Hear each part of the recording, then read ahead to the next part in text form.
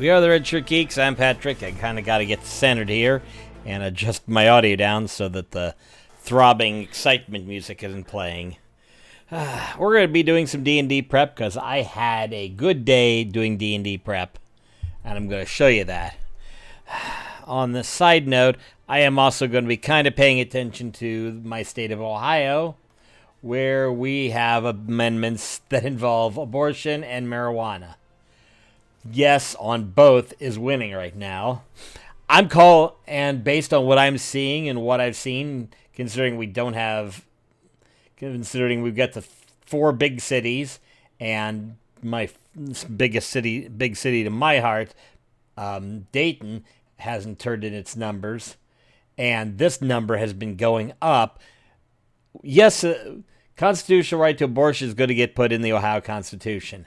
Marijuana, I'm thinking, will succeed, but I'm not 100% confident.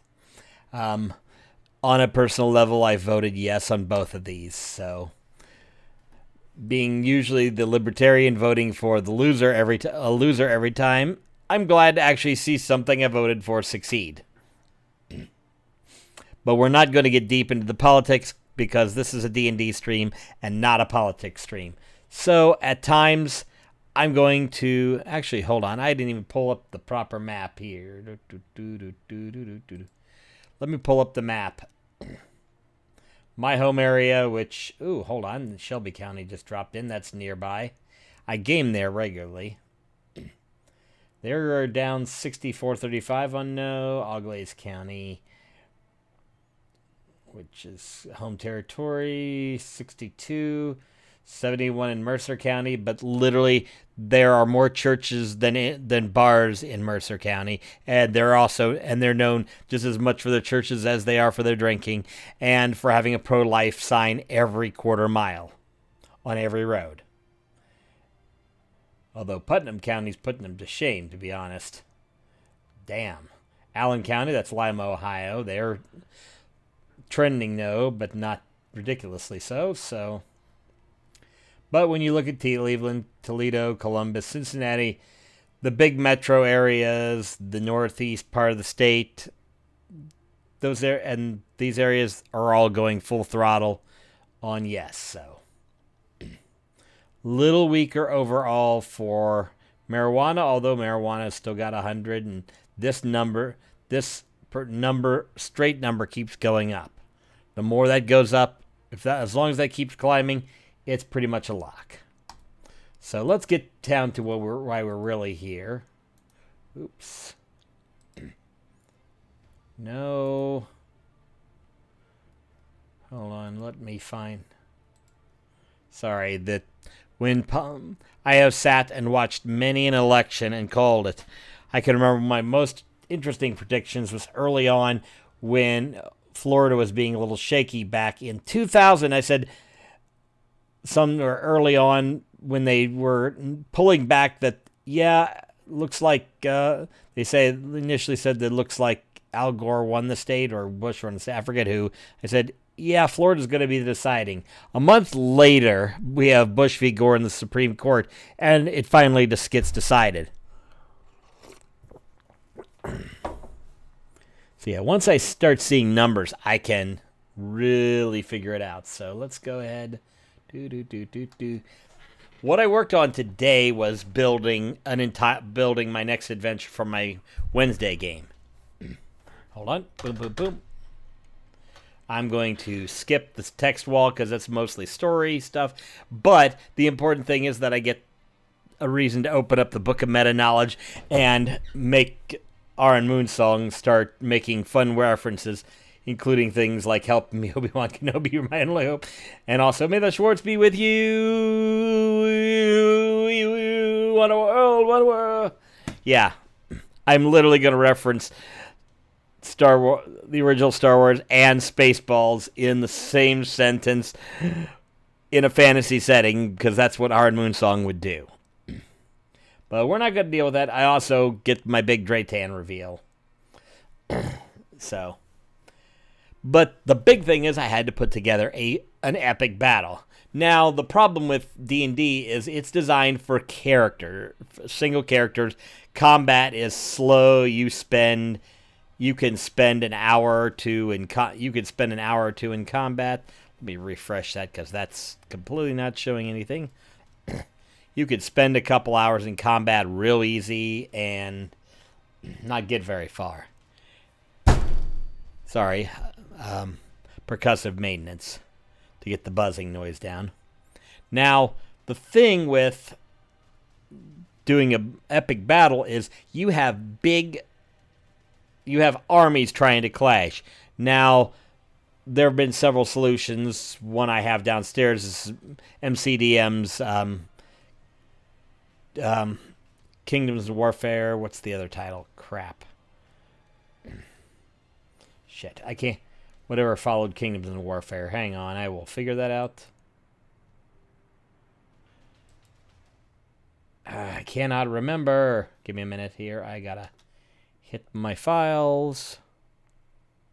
Google Drive, RPGs, 5E, third party.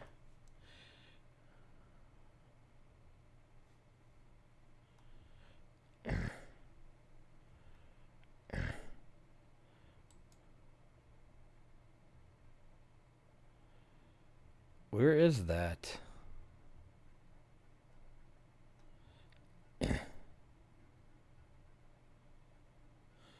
Yeah, Kings of Warfare and its predecessor, Strongholds and Followers. MCDM came up with a battle system, but I don't exactly like that. I like things to be a lot more cinematic. So what I did is I come up with a system. I give them the setup, what they're going to be doing. Their job is to fight through an enemy while a great battle's going on to get to the big bad. They're going to have to fight. Basically, they have to fight for a reason for this. Now, I break it into 3 sections. The party's turn, the defender's turn, and the battle turn. So, for the battle, the party starts. I'm rolling a d6 to determine the AC they've got to beat each turn because they're fighting through a lot of enemies and it may be easier or harder. The NPC bard going with him, Headfield, is going to be playing for constant inspiration. He's going to get going to roll a 1d4. If he hits a 4, that's the best they can do. And that means they get a coin. Now, coins, I give them away a lot. They're going to start with 3 each. Then we have 2 players. They're going to throw down they can earn a coin. They can earn a coins by rolling a nat 1 or a nat 20. They can't if they're reusing a coin to re-roll a nat 1, they cannot use the coin they got to re-roll the nat 1. So they can't save themselves they can't instantly use that coin. But then they get extra coins because this is going to be stacked against them. Then Roldan and Thorain, the 2 PCs, get their attacks. They basically roll 1 attack roll and get to narrate what happens in this phase of the battle as they're riding this cart through, fighting through a horde of enemies. Now, if both of them manage to score hits, they advance a square. If they advance 10 squares total, they get to the big bad.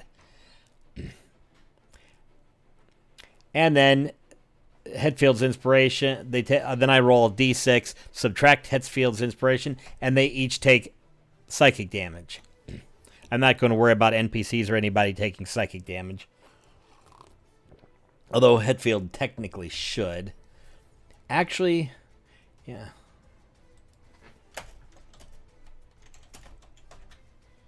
To the psychic damage to the PCs. Because Headfield's playing, and he's managing to block that. Unless the big bad's been defeated. This is if there's and then we calculate the battle score. For each successful hit, they get a point. For each crit, they get 2 points. If they run out of coins and they end up rolling a nat 1, they lose a point. So that's a possible 4 points. Now the wall defenses.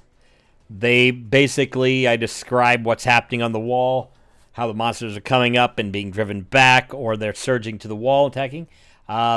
We roll a d4 to get their points, so that's possible. An over possible 4, so we're at 8 points max.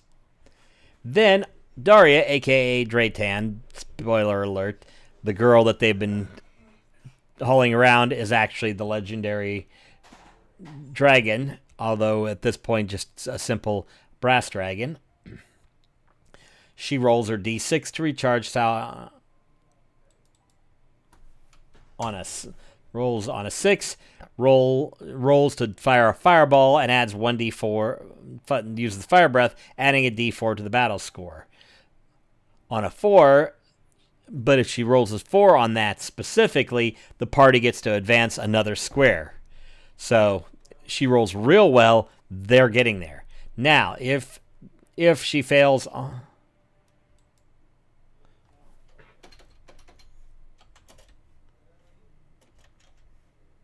If she rolls a 1 to 5, she just makes her regular attacks, and you still got to add 1 to the battle attack.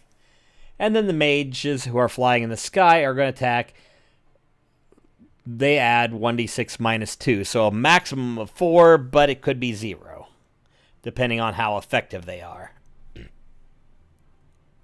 So we got 4, 8, 9, 10, 11, 12. Maximum they can get is 16. Now the party and the DM will... Now for the battle turn, the party and the DM both... And by the way, with every action we have here, I describe what happens or how it happens. because this is a dynamic battle. The rolls are mainly just determined what happens in the swing of battle. So both of us roll a d12, we add the battle score. They can add a maximum of 16 points, and they probably won't make that. I have 3 coins that I can use on this roll. If we roll a 1 or a 12 on the d12, so that's a 1 in 6 chance of getting a coin. They add their total score, maximum 16 plus the d12. My horde score is starting at 20 plus d12. So I've got a very good chance. I got a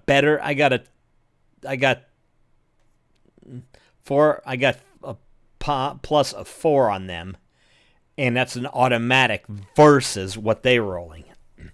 And I'm going to anything under a 6, I'm going to use a coin.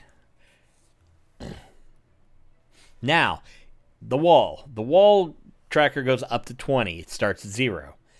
If the bad guys win, if the party wins, I reduce my horde score. If the enemy wins on my roll, then we advance the wall tracker. It starts at 0. If it gets to 10, the wall gets breached. The other NPC they've been traveling with since the beginning dies, and the wall defenses go. So, wall defenses, they lose 4 automatically if that happens. Daria, a.k.a. Draytan, will turn back to try to stop the damage of the town. She's still making the rolls, but she's going to be blasting the town, so they are not going to be able to rely on her. On the plus side, the first turn, she's going to immediately fly up and unleash her dragon fire. So that'll be good. They got a good chance to get a good start. Now, if the counter gets to 20, they reach the tower, start killing the mages, and the mages don't get their cool. The mages are trying to raise a shield. They got to get a giant crystal hovered into the top of this giant tower. If it reaches 20, the monsters overtake them before they complete this, and the city gets overrun, is lost. At that point, Daria will turn back, and after a turn, she will be back on them and start blasting the horde for them again. Once the town's lost, they need to run away. If they get to 10 spaces before the town is lost, they proceed to the boss battle. And then every 2 turns, we cycle through steps 2 and 3. So they got... And it's still, we're scoring +1 and crits are +2. But because they're hitting the boss, they have a possibility of, just on regular hits, they're going 2, 4, normally 8 if they crit on every hit. And then once and then if they defeat the big bad, the shield comes up. The horde's automatically reduced by 1 each turn, and the wall tracker can't advance any further. And then they can fight till it's over, and it'll be done pretty quickly. Now, the big bad, couple things. I got these rules online. It's from, let's see here. Let me make sure I saw it. These are from Ryoko's Guide to the Yokai Realms. That's spelled Ryoko. It's a setting with some shit that D&D Shorts put out, and it's pretty damned awesome. And I may eventually decide to get the book, but I'm not really in a position to be able to do that. But what they did was came up with. Hold on, let me show you.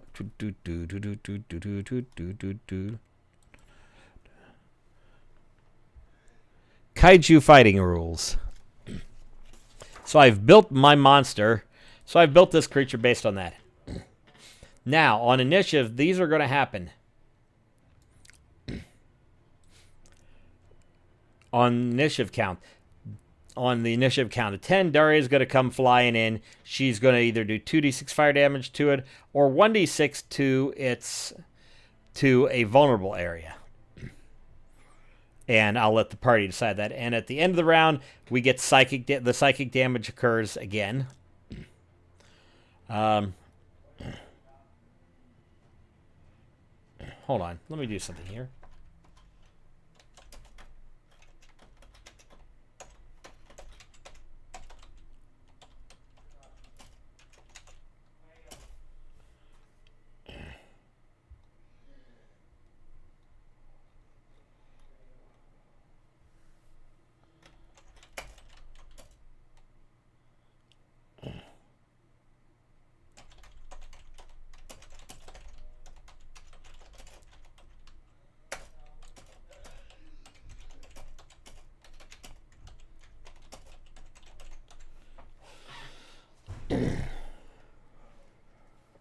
He could continue that inspiration tune. So we're just going to put him at 20. At 10, the Daria bomb. So they have an option. They can use... Basically, Headfield has an action or a bonus action plus the... Plus the inspiration. Now, the Daria bomb. Basically, and end round, they do psychic damage. Every even round,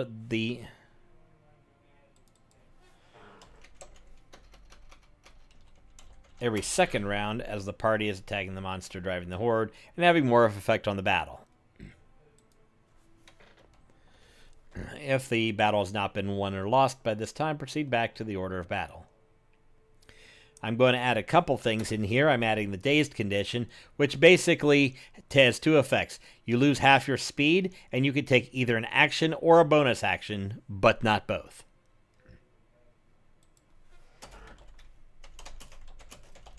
It's basically an in-between stun. It's a halfway measure to stunned and allows you to not miss your turn. And it usually only lasts for a round because it's boom, you're dazed, and then you can recover. We'll come back to Overmind Hatchling, but the 37th Overmind of the Void being the big bad. She's got the big B. So here's what I'm gonna have to kind of explain Ryoko's. You don't kill a kaiju by just hitting it till all the hit points are gone. You have two things you have to do. One, you have to get below its chaos you have to wipe out its chaos threshold, which is 100 hit points.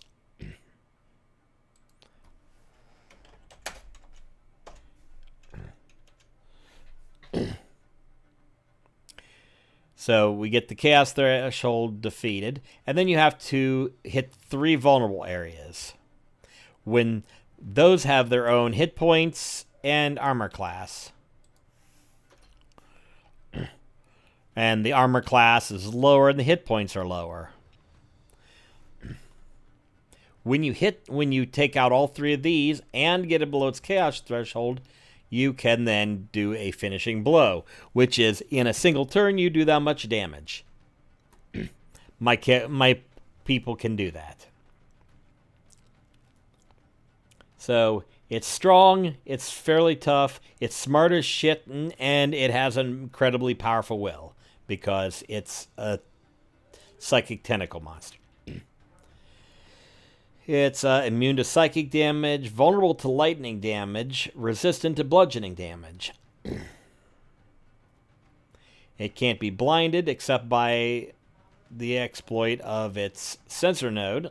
It can't be charmed, deafened, frightened, grappled, paralyzed, petrified, prone, restrained, strained, or stunned. It has true sight until it's blinded, and tremor sense for any creature on it, because only in the rules you can climb onto a kaiju monster, and this is a kaiju monster. Kaiju ability. It can't be restrained and will move over in terrain. The walls and houses are difficult terrain and require an action to pull them down enough to continue. It also cannot be moved, altered, or transported to another plane of existence against its will. Because, yeah, it's feeble. Not that any of my characters, not any of the player characters, NPCs have that ability, except maybe the high-level archmages, which are going to be doing other things. Okay, so here's what it can do. It can make 3 tentacle attacks, discharge Psychic Blast, and fire its Psychic Lance unless disabled. The tentacles, it's a plus 9 to hit. Does 1d8 plus 5 slashing damage, plus 4 1d6 psychic damage. Psych damage is tied to the antennae cluster. And this is important. Psychic damage is the one thing that a bear totem barbarian cannot gain resistance to. And the barbarian and one of the 2 player characters is a bear totem barbarian. I don't throw psychic damage at him constantly, but this time, yeah, it's coming. But the majority of the damage is not, but the regular damage is not. The Psychic Blast. Any creatures mount on any creature on the Overmind must take a DC 15 Wisdom saving throw on a failed save. They suffer 3d6 psychic damage. Become dazed.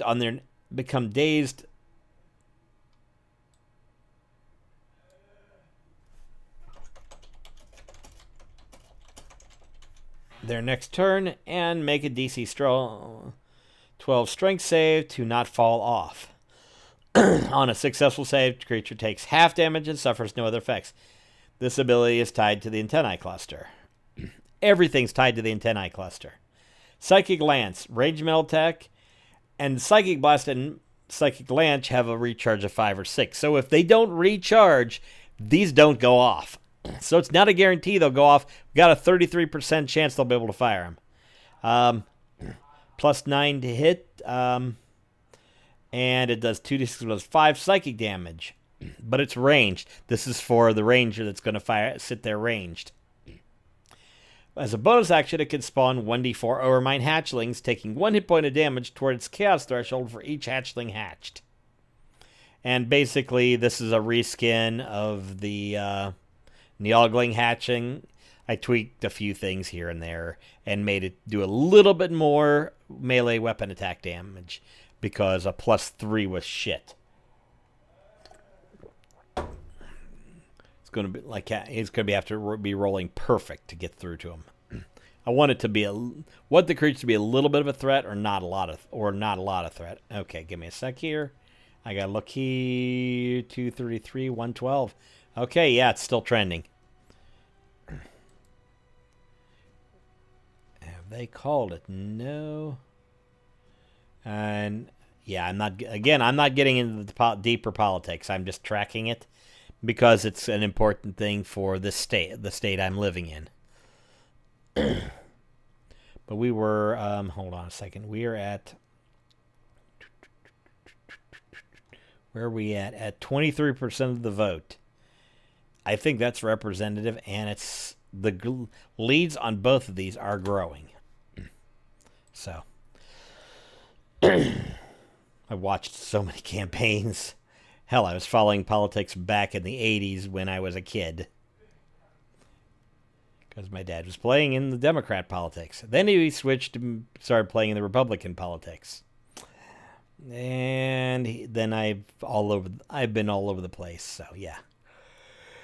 As a reaction, when it takes damage towards chaos threshold once per turn, it can make a tentacle flick as a reaction. So if you're hitting the vulnerable areas, it'll do this, but it just swings, but it's only going to do slashing damage because it's just flicking. It's not making one of its full focused attacks.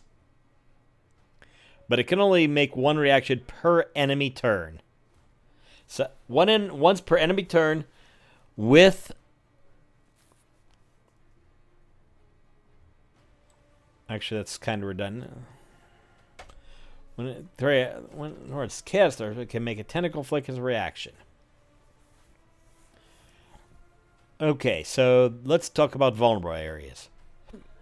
The antennae cluster, once destroyed, it unleashes its psychic blast with a range of 60 feet. Then it loses its psychic blast, psychic lance, and the psychic damage on the tentacle attack. We just switched to the tentacle flick. So you take that out, it can't do a lot. It loses a lot of its damage. When you do a centered node, it'll swing wildly at all targets with 10. Make 10 attacks at disadvantage.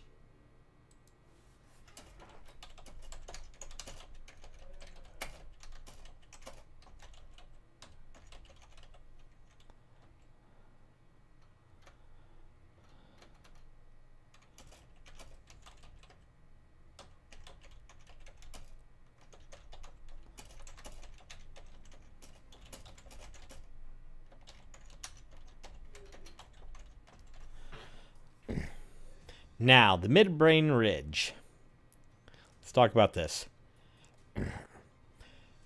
This area is armored from anyone on the ground, must be attacked from above. So you can either climb on and attack it, or you can fly over and attack it. When this area is destroyed, the Overmind will exhale its internal gas, creating a cloud on its body.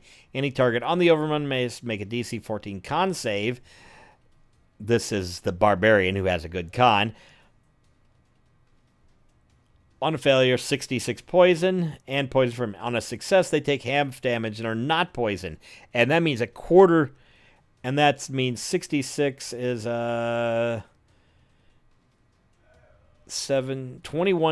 average of 21 damage.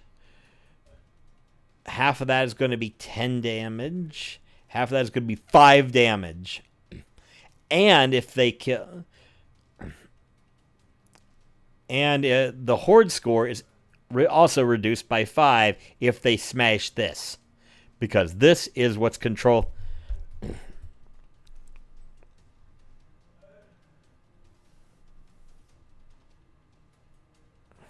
This takes out its attacks. This makes it harder for it to hit, and this weakens the horde, drops the horde score.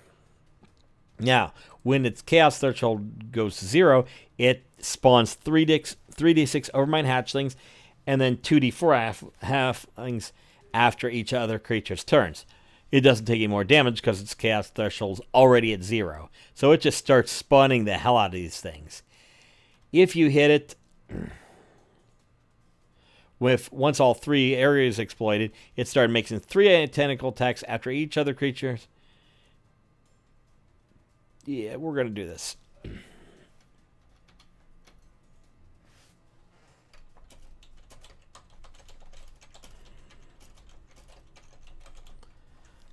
So it starts each other creature's turn, it makes its own tentacle attacks. And I'm going to have 2 PCs and an NPC in the Hetfield will be in one of the NPCs. The Daria bombs will not count. And if it's chaos threat, and if the finishing blow of 25 is delivered, the Overmind hatchlings die off. And once that happens, we go back to here.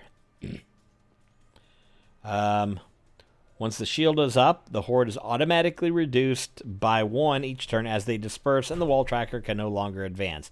And that's pretty much they're going to, if they can defeat the boss, the battle's over, except for having to fight it off.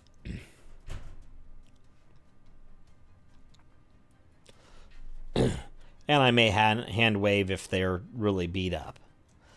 But this is going to be a hard fight for them because they're like level 5 and they're fighting this thing. The action economy is kind of still in their favor, but not completely. So basically, there's 3 possible endings. 1, if the town's lost, they basically have to flee, and there's a scroll from Iron Moonsong pointing them to the Fortress of Doltantis, which is the next big location. If the town survives but the wall is breached, they make it back, and they make it back to a beaten-up town that still survived and kind of is happy. The cart, which is being pulled by the local tinkerer who built the cart, at the request of Iron Moonsong, of course, pulls out the scroll and finds out to go to Doltantis. And since her shop is automatically one of the things that's destroyed if the monsters breach, she says she's up for the change of location, goes with them. If the town, however, does not get breached, and that's going to be the hardest, that is going to require me rolling shit and them rolling great, then there's going to be a celebration, and eventually during the celebration, she'll come and present the scroll to go to Doltantis, and they'll have to find their own fucking driver. That's pretty much it. There's a good chunk scripted out, but you have to do that for this kind of a big battle. And the direction they're going to take is they're going to kind of get pointed in the right direction because they kind of need to go a specific direction. The first direction, though, they're not. They have the option to go anywhere they want, but they're going to be pointed in that direction as that's the best way to go. So, we'll see how it happens. So, now I'm working on the Sunken Tower Ruins, which is going to be for my Saturday group, which will be played after this. I just added a town with a tall tower, either thriving or destroyed, depending on the events of that adventure we just went through. And it'll be thriving or destroyed because this is 100 years later. Hold on. Give me a sec.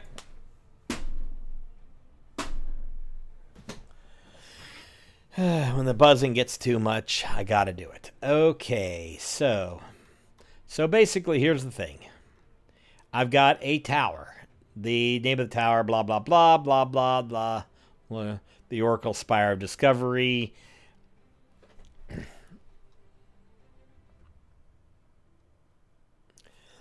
It's one of the ancient towers that they've got to find doing their hex crawl. Let's see if I've got a copy of the map. I do not have a copy of the map there.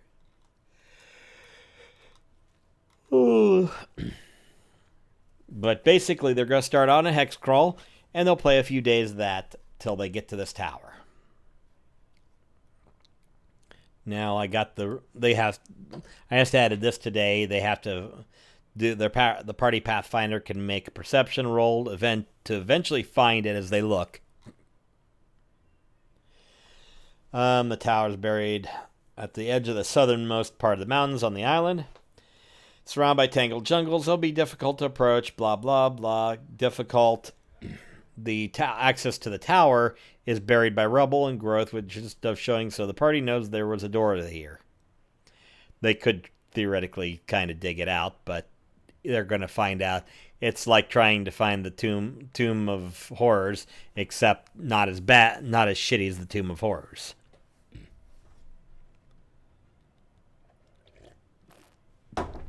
But it would be hours of agonizing excavation when they could probably just climb up the tower. We have 3 Dampiers in the party who can pretty much walk up the tower.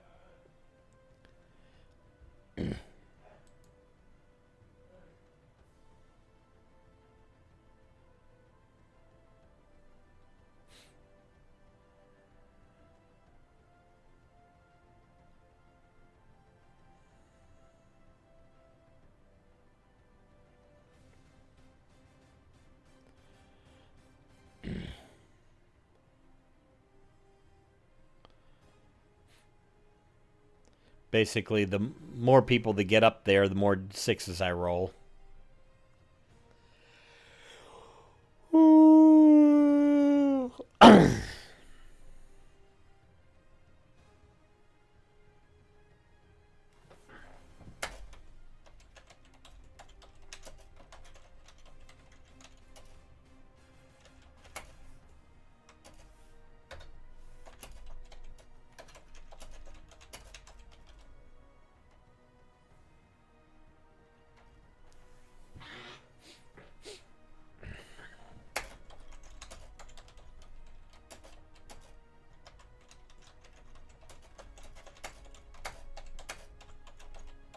And I'll give them if they want.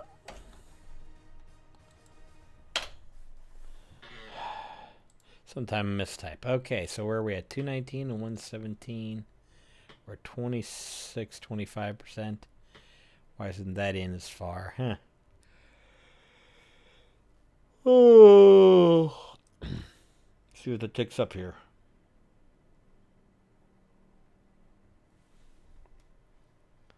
Yeah, my part of the state's shit asses.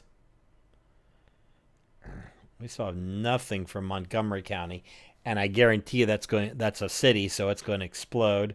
Maybe Miami might go the same, because Greene County, Clark, Warren, Butler, and Hamilton, which is Cincinnati, these are all this corridor here is pretty much going to trend the right trend to yes. Miami's just no, and then as you go up, you get worse and worse as you get more. Mercer and Putnam are the real shit asses, but oh well. I find the political stuff fascinating, so I'm going to look at it on a regular basis just to determine. Okay, so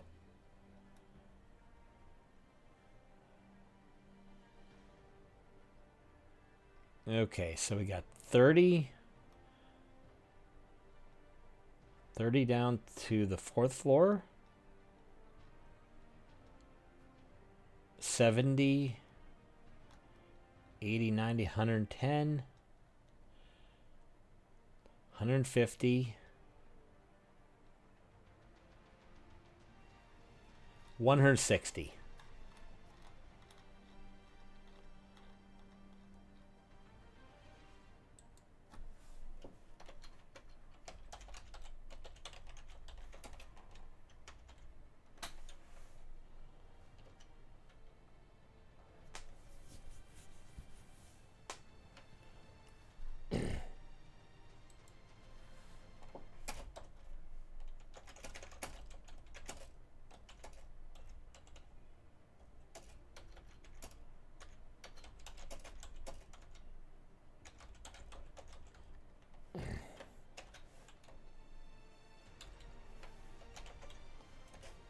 There are grooves in two sides of the tower. May have been a track for some kind of transportation. There will also be fragmented ladders on the right of each of these grooves, but it's 50-50. They'll lead to the next level.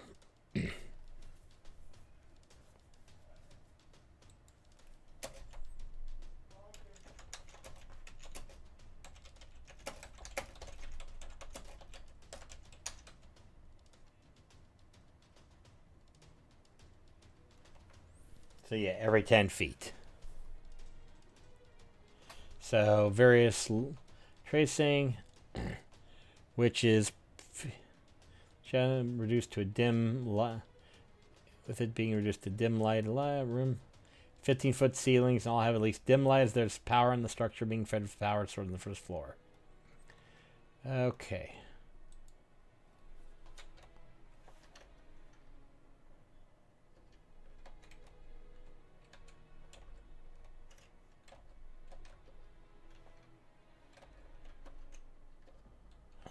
Okay.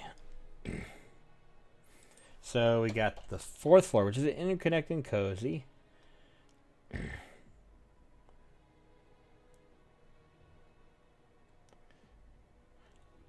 More. Okay. So I kind of need to get a visualization here.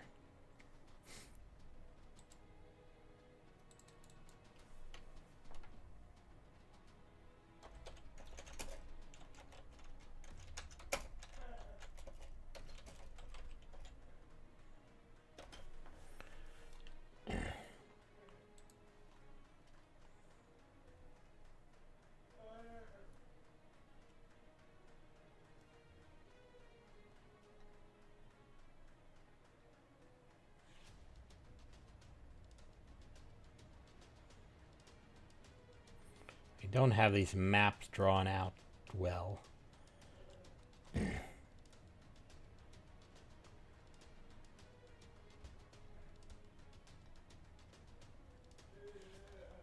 So we know it's living quarters. Let's do something here.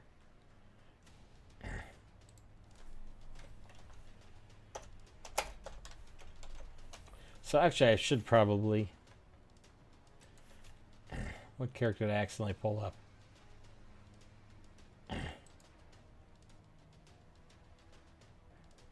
Oh, Zeldin. Okay, my artificer from...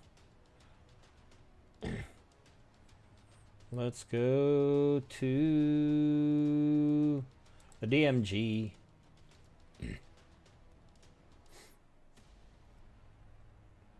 Random dungeons.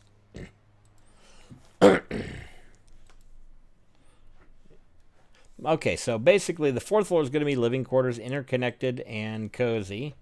Has some nasty creatures that have burned through the stored food and are running rampant. Tunnel to a lower entrance tunnel. There's always access to really large creature too. Probably owlbears. Trade sparse modes can be found in living quarters, so we're not going to find very much here.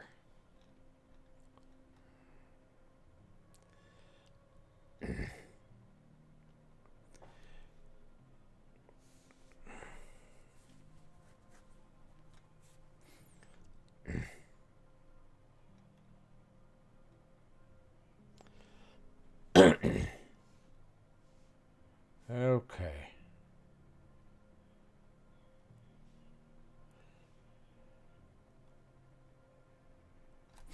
Okay, so I'm going to do a level 1.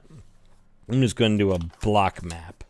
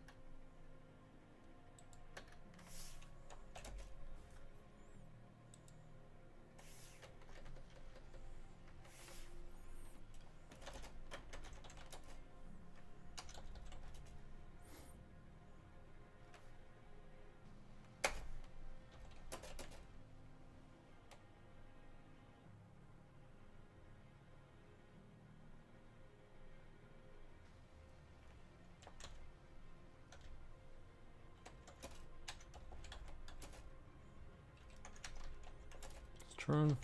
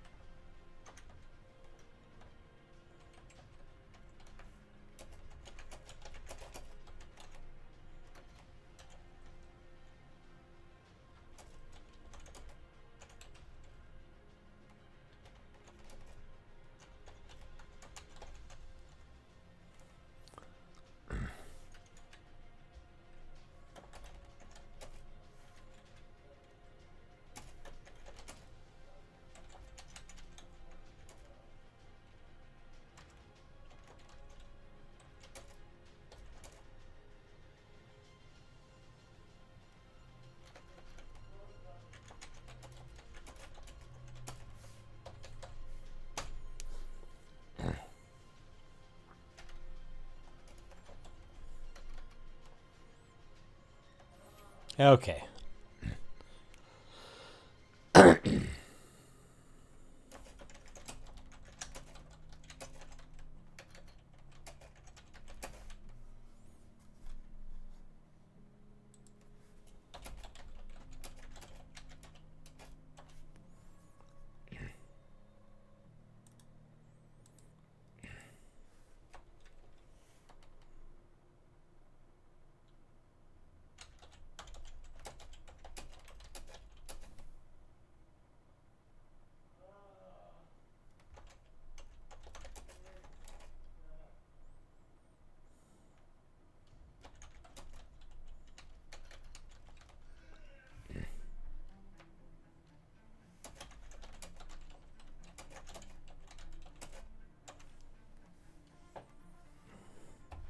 I gotta draw this out. So let's do.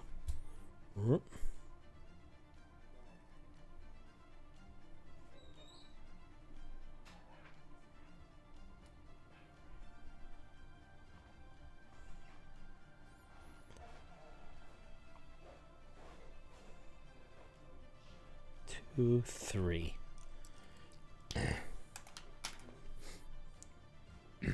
I'm just drawing what I'm doing here is I'm just drawing a quick little map so I can visualize as I go.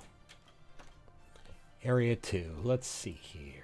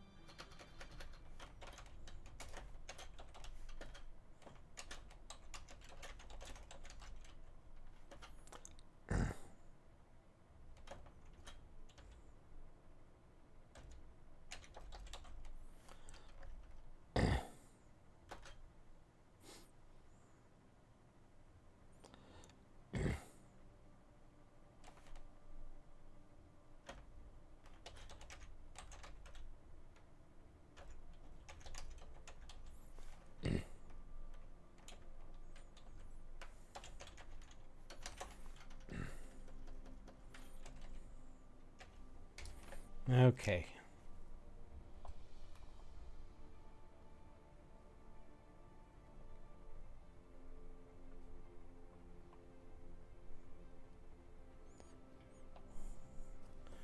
Okay.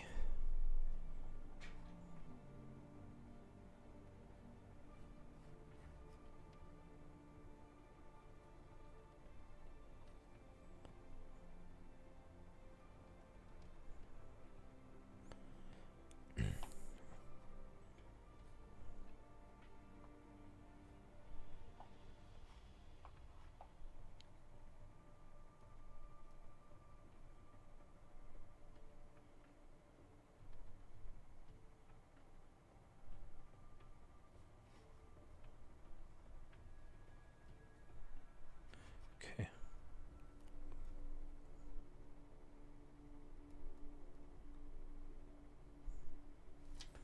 Okay, got it. Got it. 7 rooms. Okay.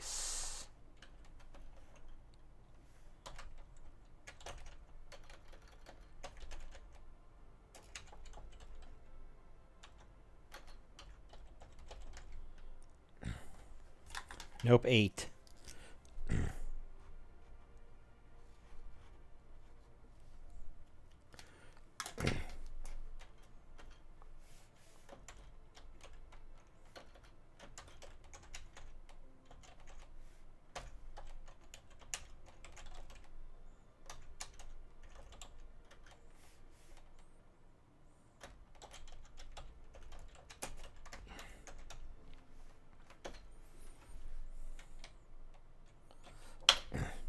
Yeah, Owlbear Nest. Hi, Gift to Gabby. Welcome to the fun. Right now, I'm mainly just building out some ruins. Earlier, if you go back and watch the VOD, I did I went through the adventure I did for built for my Wednesday group, which is a big ass battle, which is a long cinematic affair rather than just a round by round grind, because D&D is not built for epic battles of large armies. It is built for small combats. But how do you do a giant battle?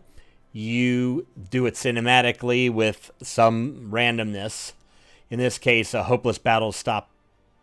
Ooh. Oh, Curse of Strahd. Been there, done that.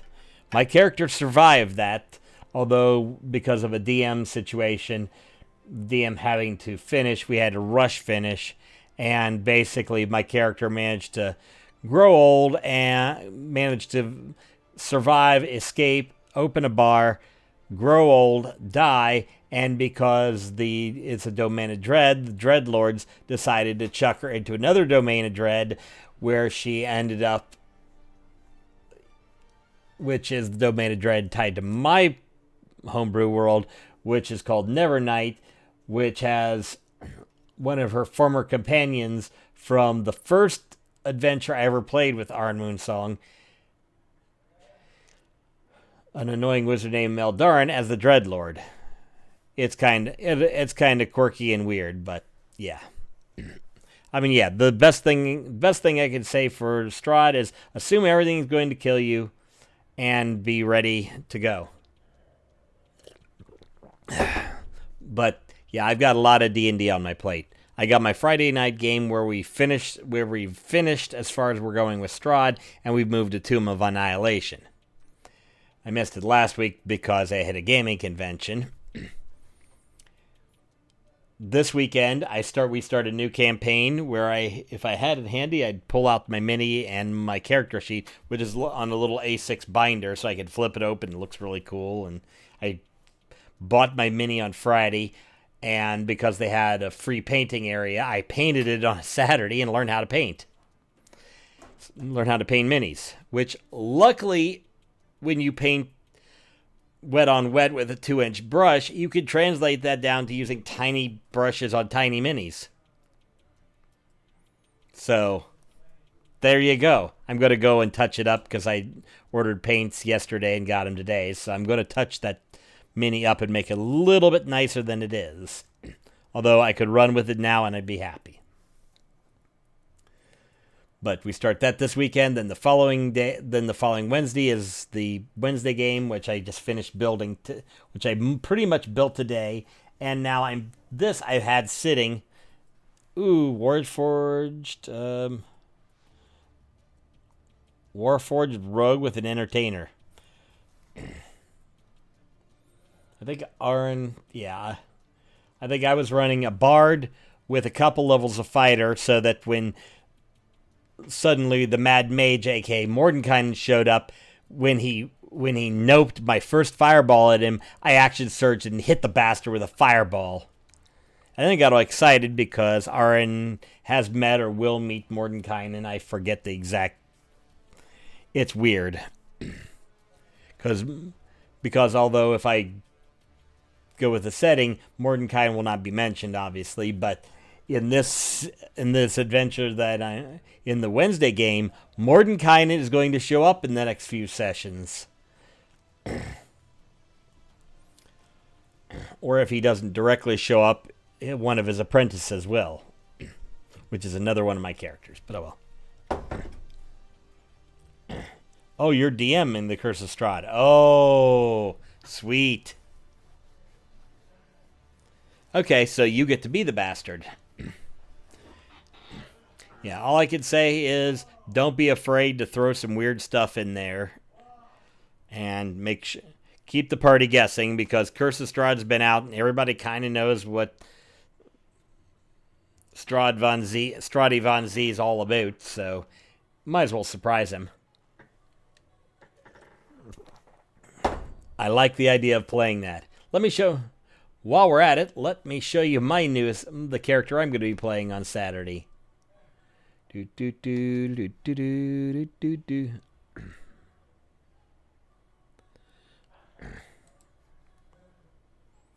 Yeah. Yeah, my best suggestion is take your time, don't rush it. This is Eliara. So, some things about her. This is going to be a monk build. I'm going to go with Drunken Master, and I'll explain why in a minute. We rolled for stats. She's a half-elf, got really good dex, really good wisdom, and her best stat is actually charisma, despite being a monk build. And here's why. Her background is entertainer, because she's part of her backstory is she's got the bird pipe of illusion, which she's good at playing. It basically lets do harmless sensory effects. Now, I was originally considering making her going from the monk and adding the rogue build, but I'm actually considering bard at this point. Or maybe sorcerer. Because the advantage of sorcerer is that it'll give me a cubic buttload of cantrips, which are great to pop off when you need them. And I could probably throw the I forget which the subclass is. The one that gives you the access to the cleric spells. Yeah. I'm drawing a blank on it. But yeah, her whole backstory is she's actually going to be working for someone in opposition to our party's patron. I've kind of left it open to where the DM, if he decides he wants to keep going with that, he has the opportunity to keep using that ability and turn her into a bad guy, or she could turn and work with and be complete with the good guys. So she's somewhat antagonistic and not the worst. But I'll show you the whole party. Now let me show you.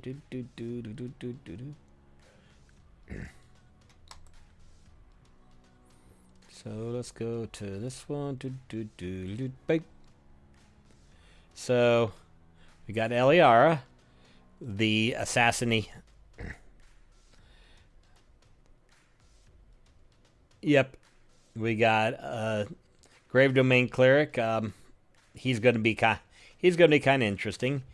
Eratos, a Leonin fighter, which would be fun, except that the player is probably going to end up having to flake out. We got a Yuan-Ti Pureblood Sorcerer. Ooh, he went Aberrant Mind. Okay, that's new information. We got a Human Rogue. He'll be kind of interesting.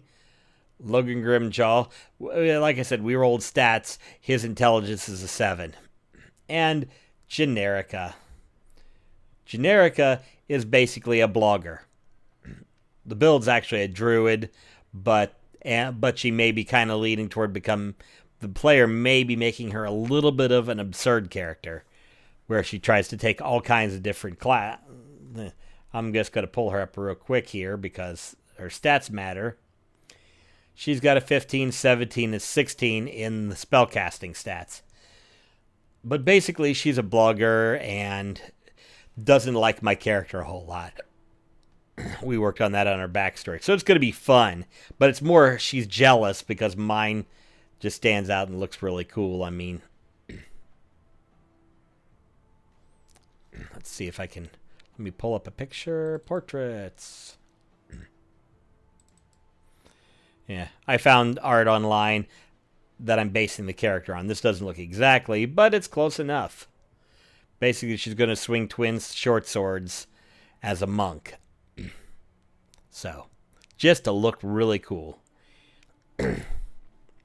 So, that's pretty much the visualization of the character.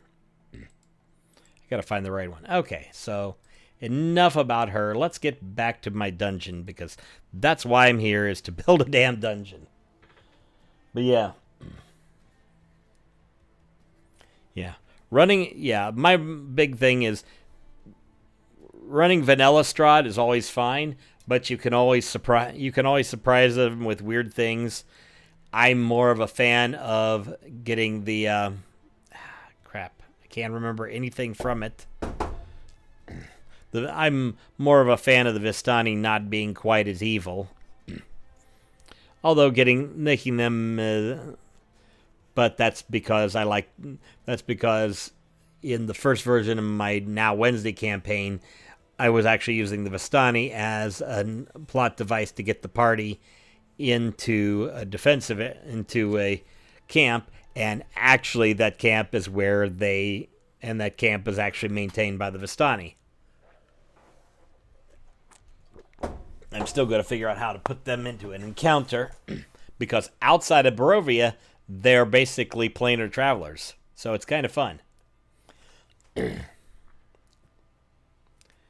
yeah, I should probably get and reread through Strahd so I couldn't remember the whole story after having played it, because I kind of read through it a little bit, but then I backed off, and then it was like, okay, I cannot read through Strahd. I got to stay away from Strahd because I'm going to be playing in it, and I do not want to spoil things. Unlike the one time we were playing a 3-5 campaign, I was playing the legendary Iron Moon song herself, and the DM decided to throw the Tomb of Horrors at us. The problem, though, is that while, as a rule, my character has something called Bardic Meta Knowledge, which cannot be used for any mechanical advantage. So Arn couldn't know where or what traps were in existence, even though I kind of knew half of them. I couldn't use that knowledge for her. But she could remember from the history of D&D how bad the Tomb of Horrors was. So she was able to very quickly convince everybody to say, no, Tomb of Horrors, bad. And then, because we had artifacts that led us, we yeeted ourselves to the end, took out a Sararak in a couple rounds, and got out of there. Okay, so let me get back to this.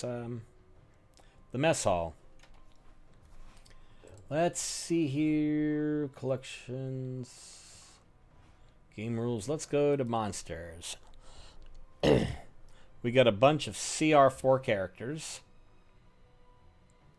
So actually, let's go to tools. Let's build the encounter.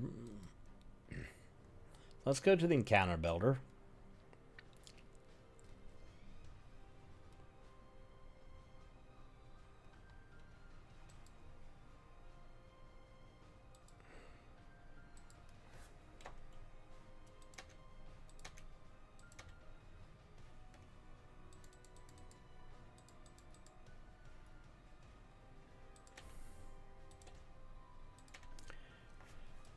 And yeah, my party's up to 7.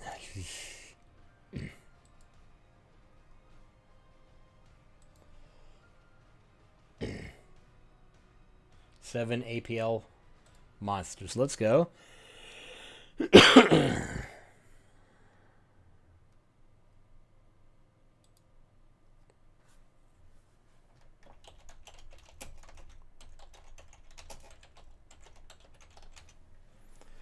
We're going to save that.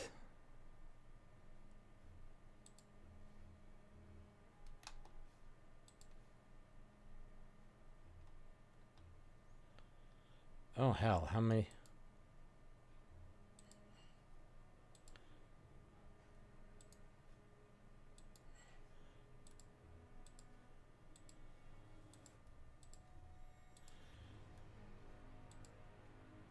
Yeah, I built a lot of encounters in here when I still had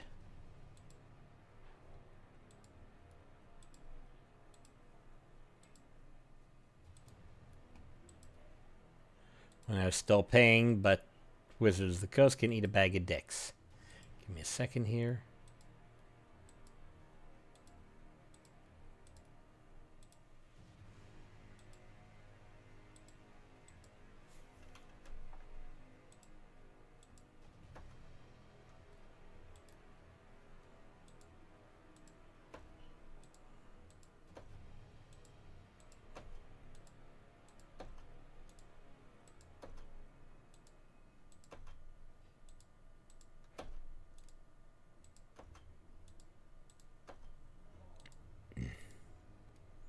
Okay.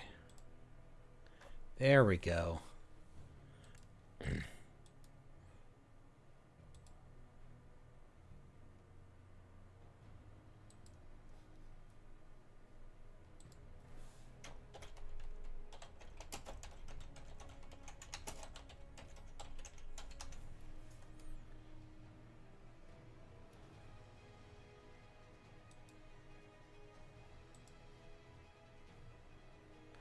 No.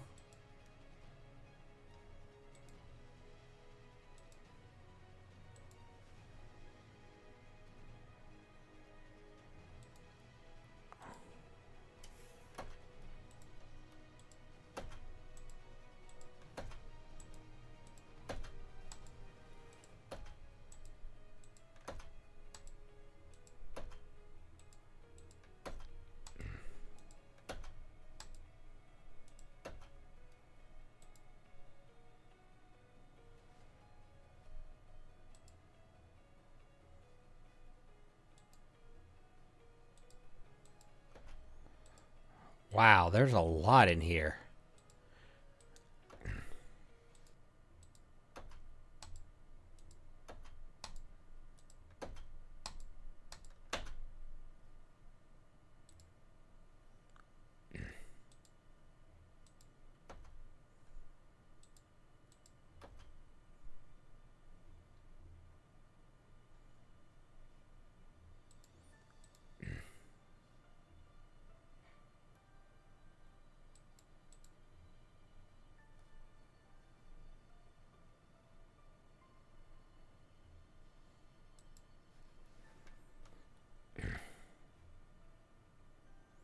Okay, 7.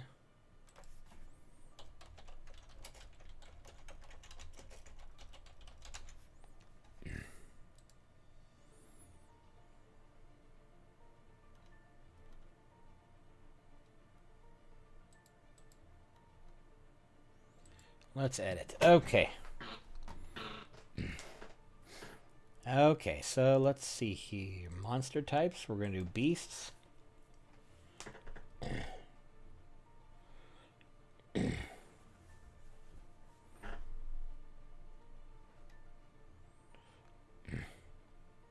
Sort by CR.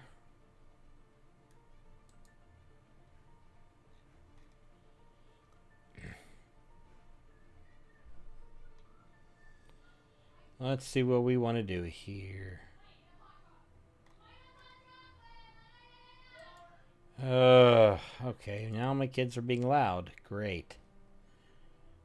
Sperm whale.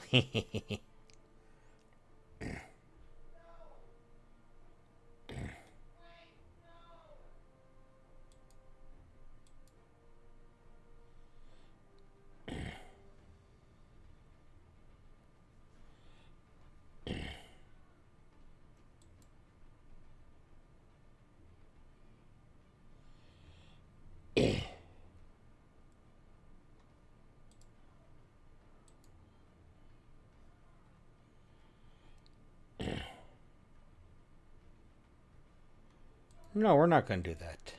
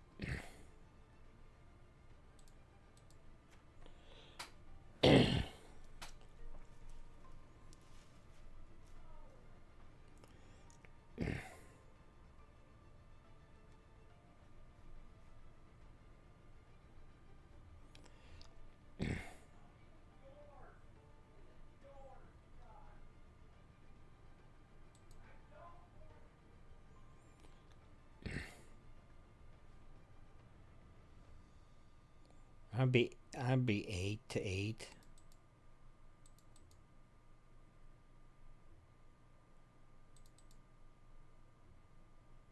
Yeah, I think.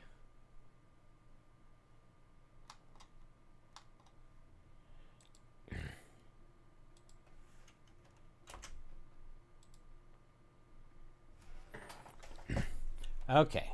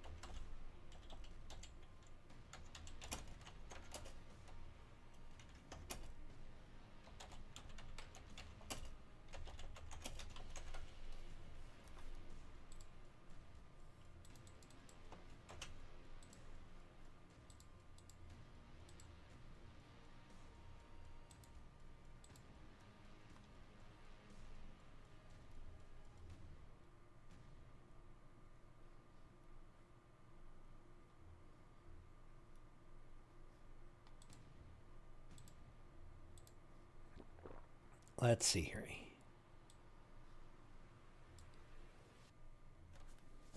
Let's see.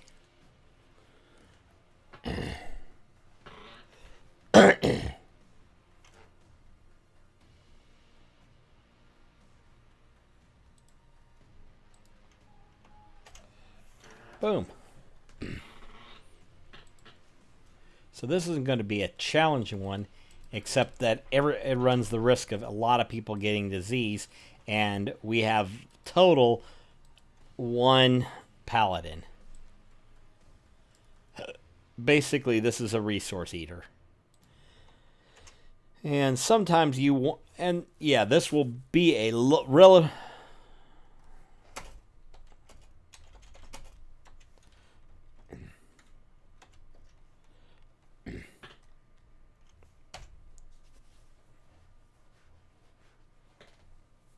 So on round 3,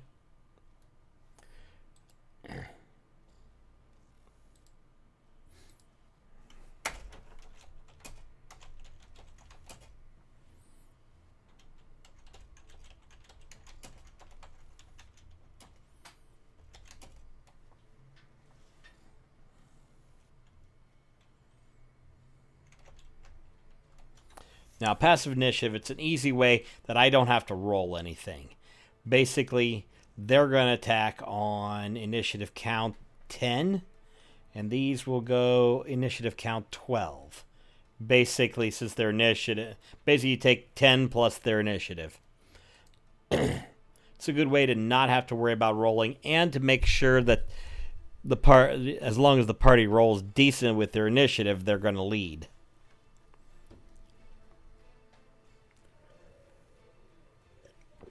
Rather than you rolling nat 20 for both, and suddenly they're acting first before the party can do anything.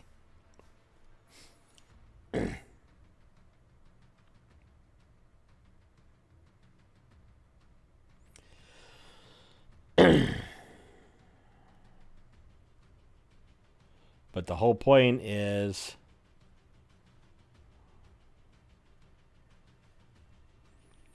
Basically, the whole point here is that it is an easy encounter, but it has the potential to... Okay.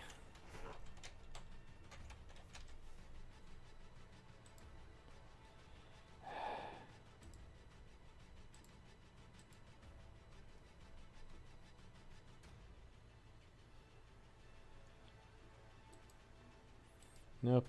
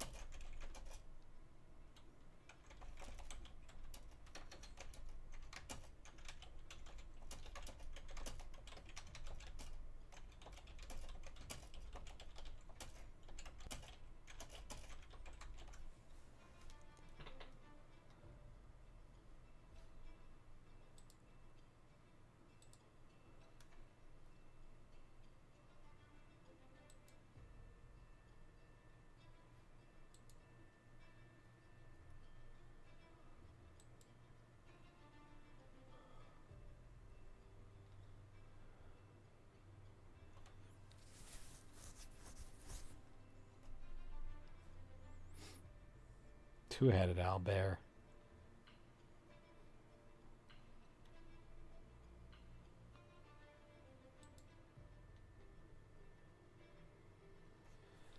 Okay.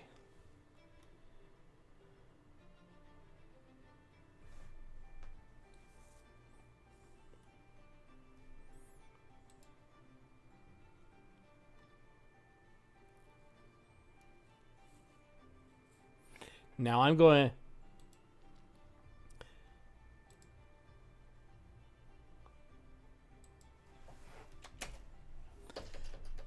Now I'm going to have to put those in here. I'll have to place these in here later, but the MCDM owlbears are a little more action-oriented monster style, which kind of... which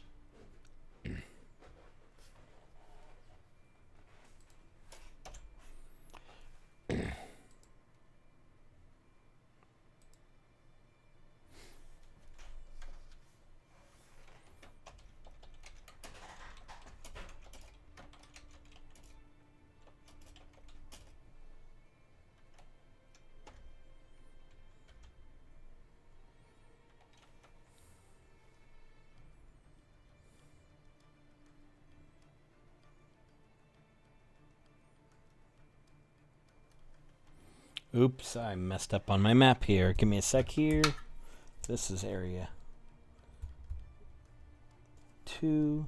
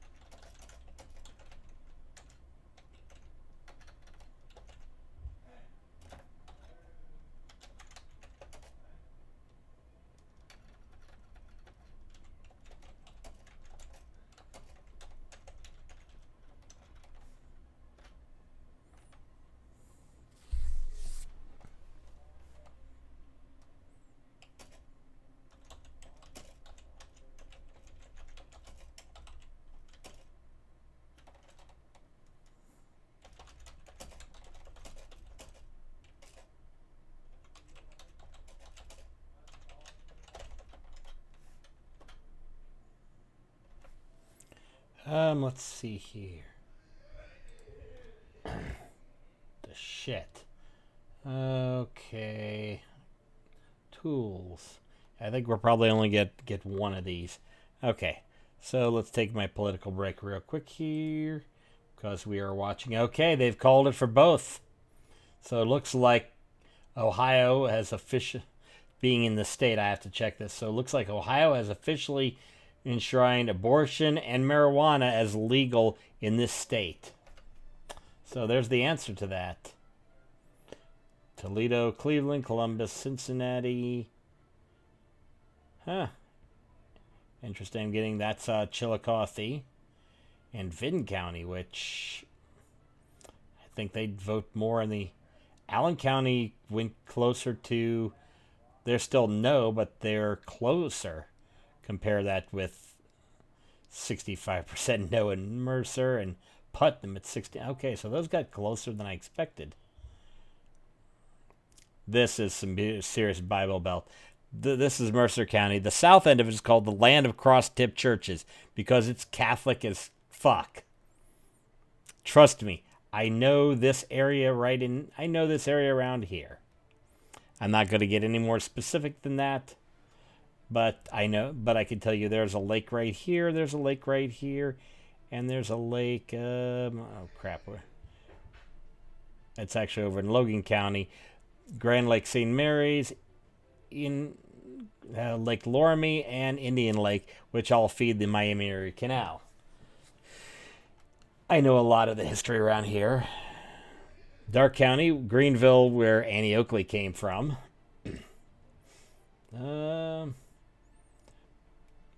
Montgomery, Miami, Shelby, Eastern Auglaize County, Wapakoneta is where Neil Armstrong grew up. And Allen County's Lima, Ohio. So, yeah, this is some Bible Belty places. The cities, all the big cities pretty much went no. So,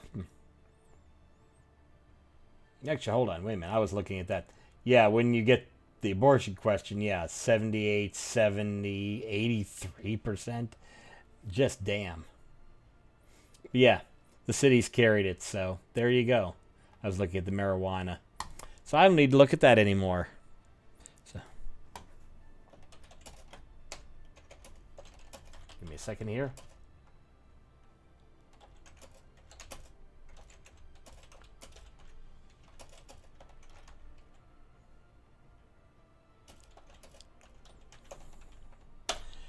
Yeah, I'm just sharing with Lars the results. So both I was on the yes side, but like I said, I'm more in the this is fascinating from a just looking at it from a political perspective. I find it fascinating.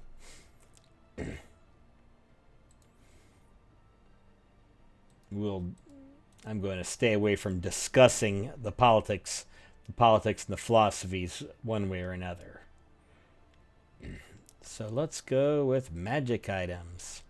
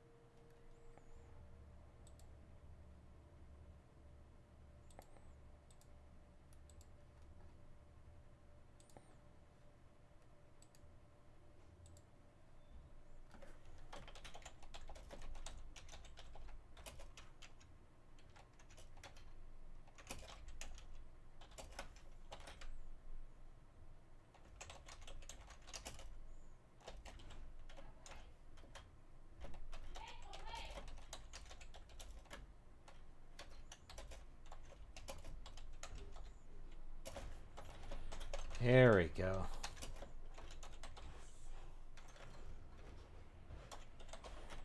Because they don't have a lot, because my party does not have a whole lot of access to magic, I'm going to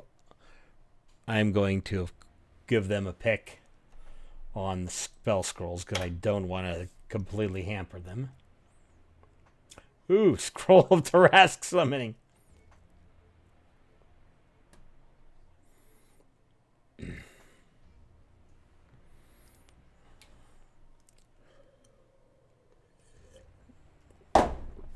So apparently,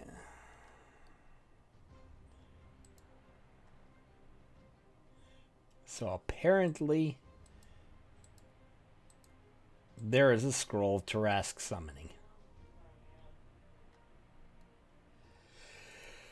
Oh, whoa, whoa, whoa, whoa.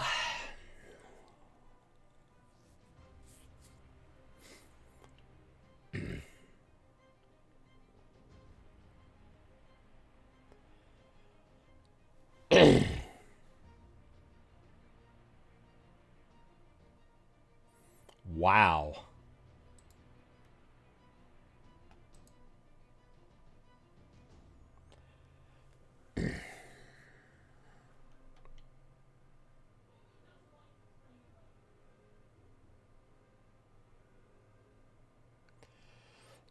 Many creatures in the rate 50-foot deep, 500-foot radius. Anything in that radius must make a DC 20 dexterity saving throw or taking 30 d10 force damage on a failed save or half as much as a successful one. So if you throw that at a rogue with evasion and it hits him dead on and he succeeds on the dex save, he takes no damage. That's ridiculous.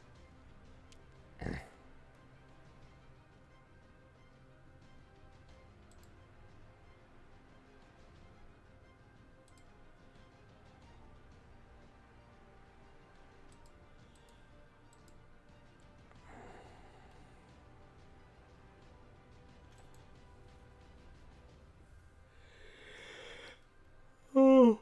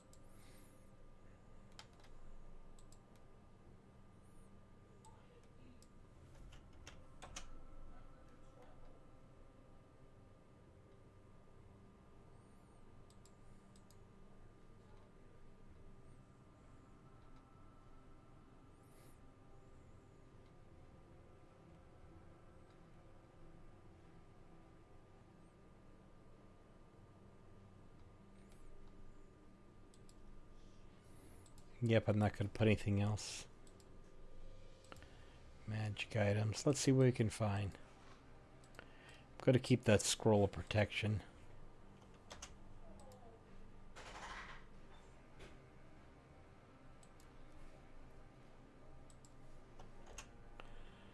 I'm going to just put that there for future use. I'm going to put a couple.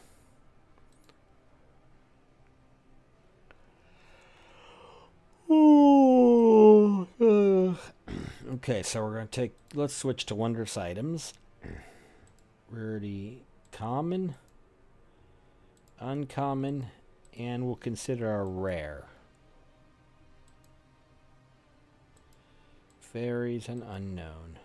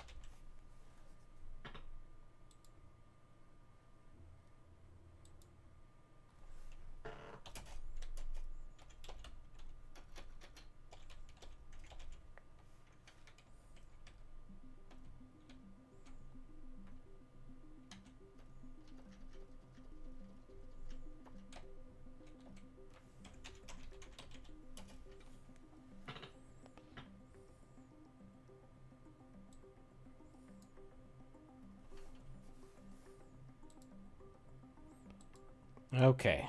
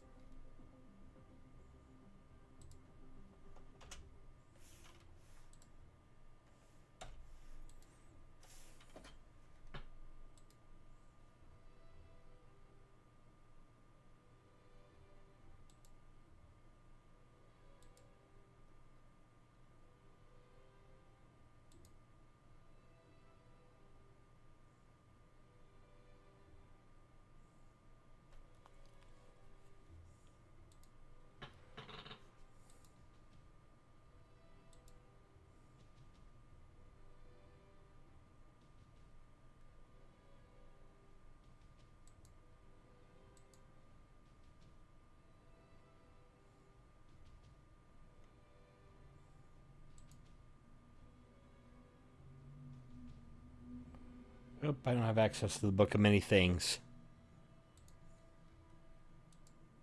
There's 30 damn pages of this shit.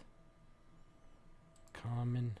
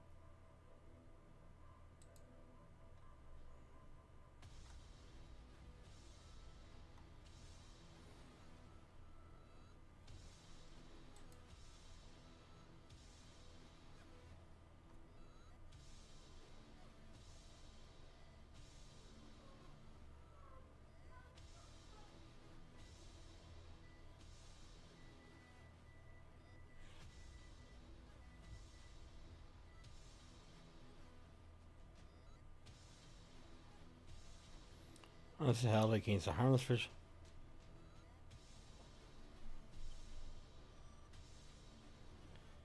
Gain resistance if you take applying.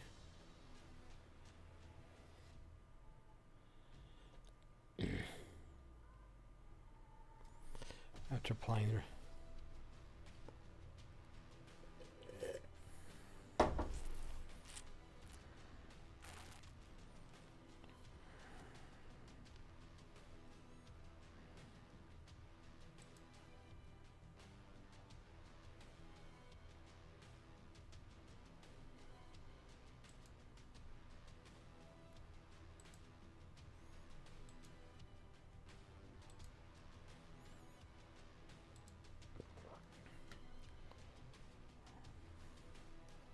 Oh, wait a minute. 8. Oh, we're going to have some fun.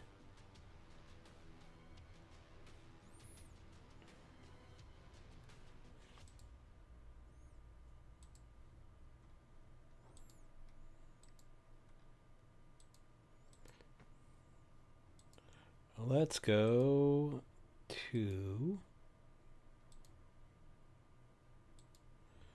Let's go to... Sources, no, game rules, monstries. Let's see. I'm trying to figure out some monster.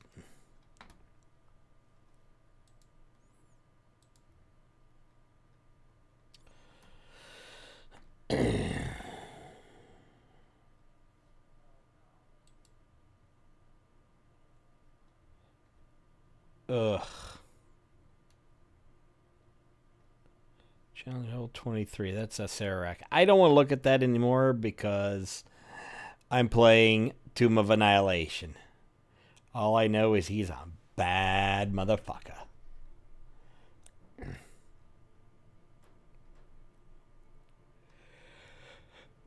Oh, dear.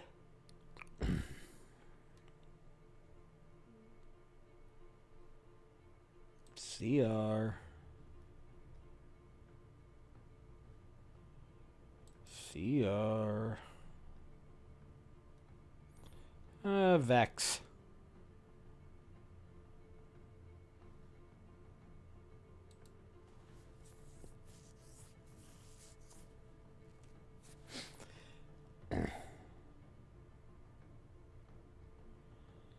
Okay, so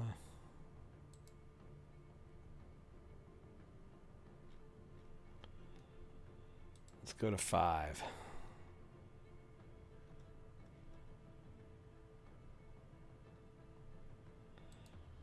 6.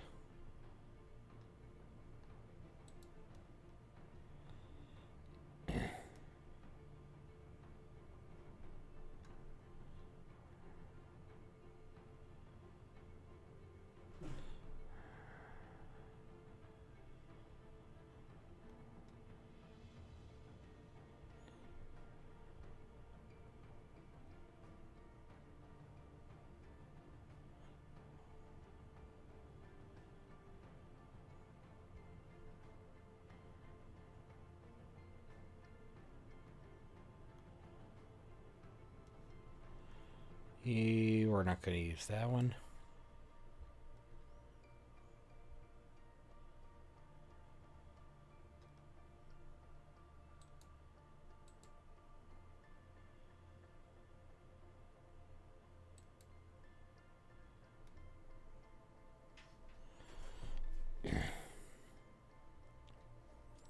Thanks for starting next.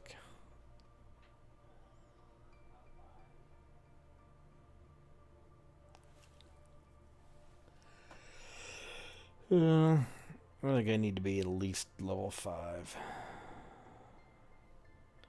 used an Alp, haven't I?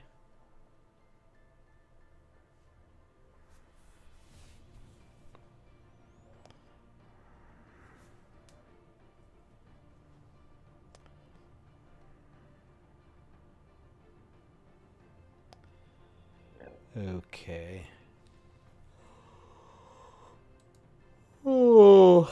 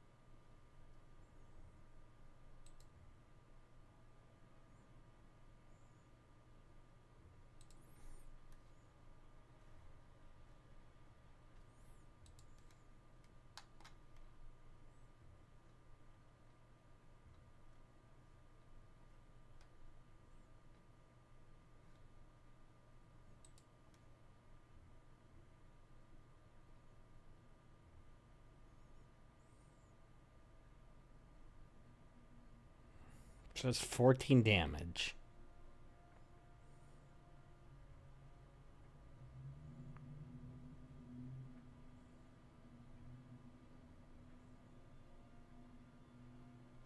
Yeah, we're going to...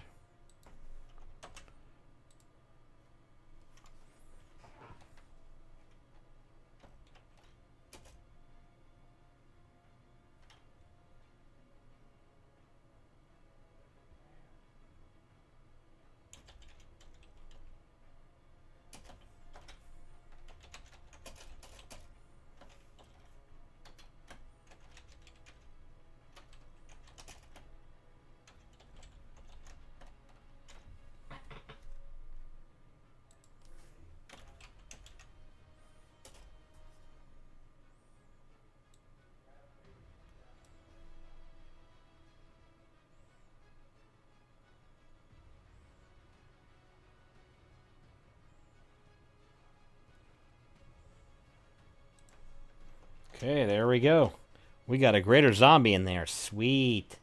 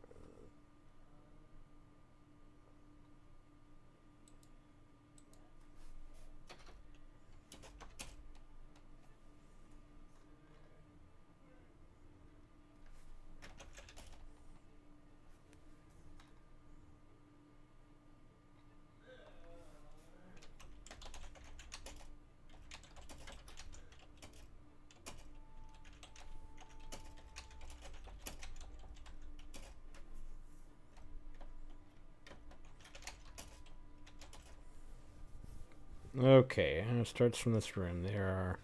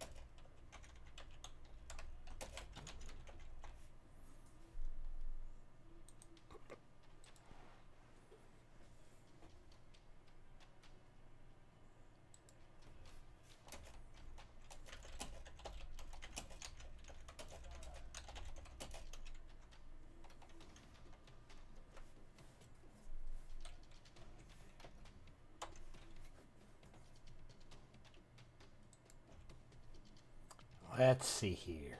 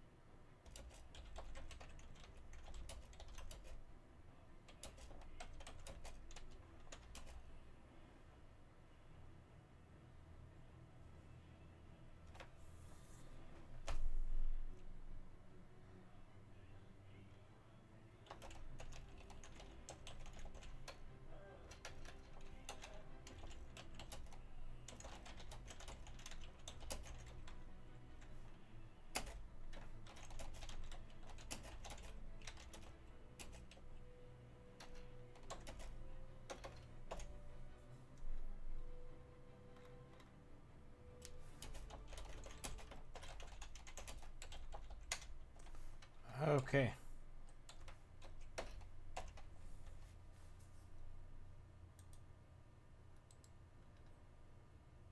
I have to make a... Okay. So that leaves that.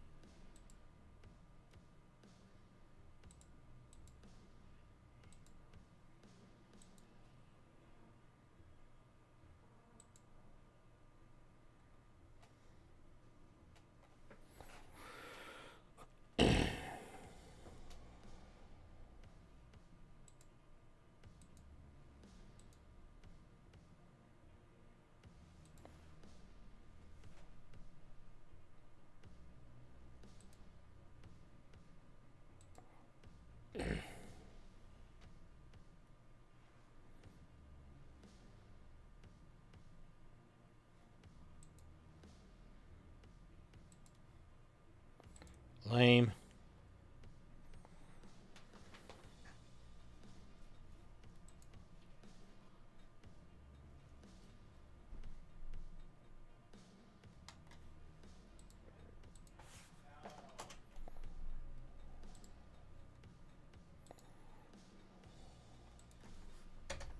We're just gonna start putting. Okay, so I'm just gonna look through. I think we're gonna drop this because I don't think I'm. I think I'm mostly tapped on this.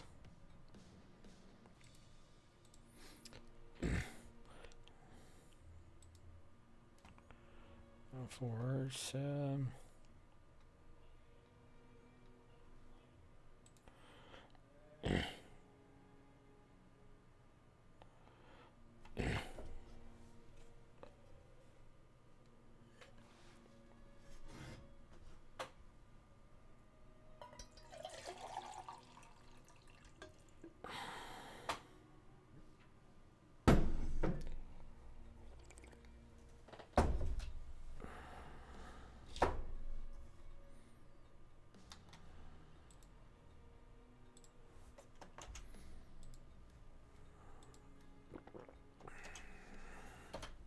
Here's the thing.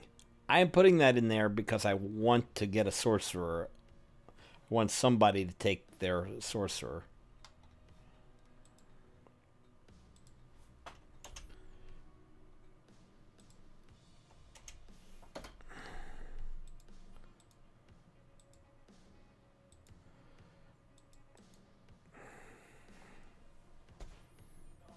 What's the braces of celery for?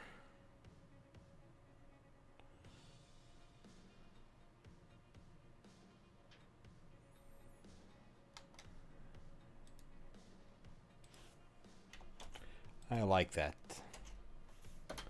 Give somebody some increased speed. Let's keep going.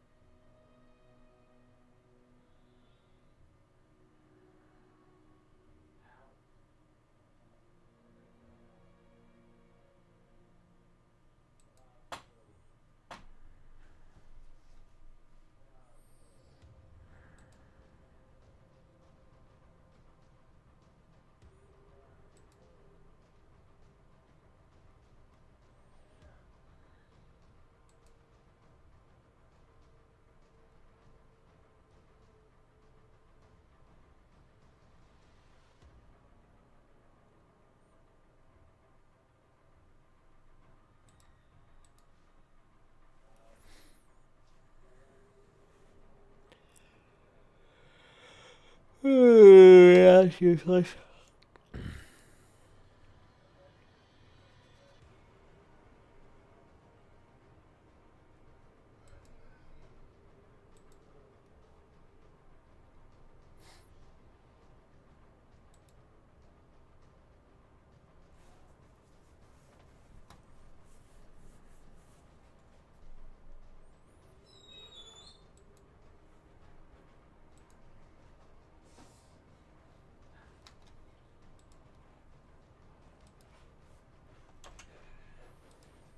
Okay, so yeah, we're going to give out a lot of stuff in this one.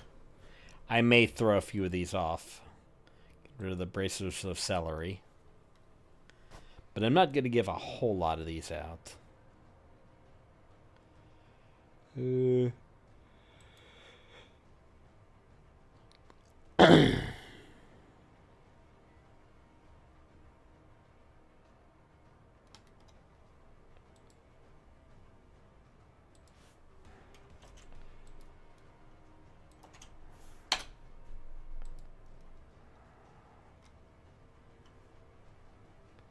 Point of decisionary. What's that? Oh, that's an acquisitions.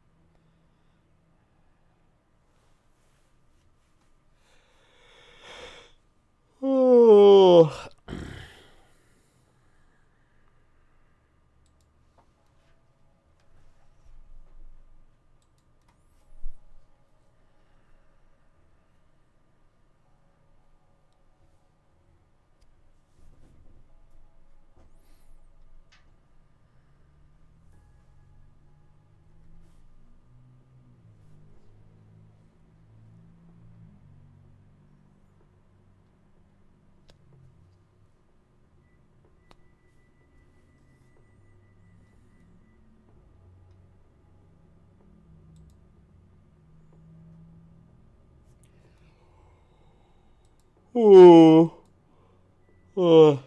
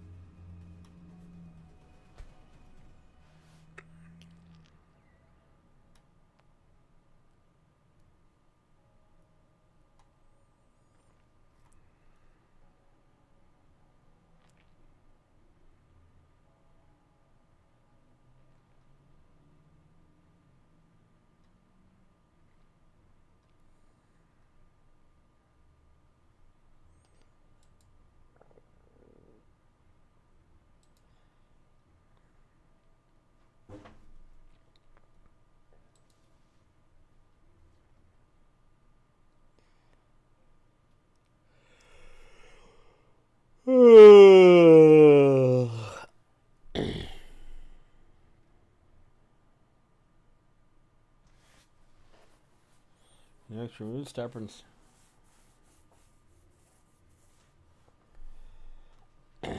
Deck of illusions, deck.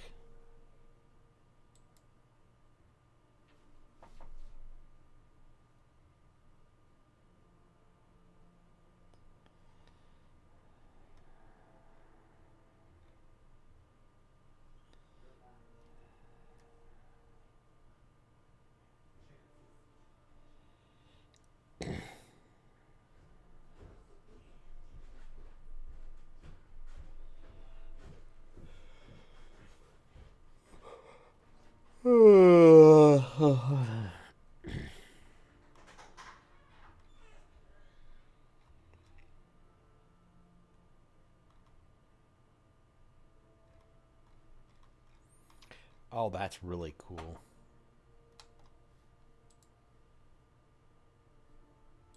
Let me take a look at something here.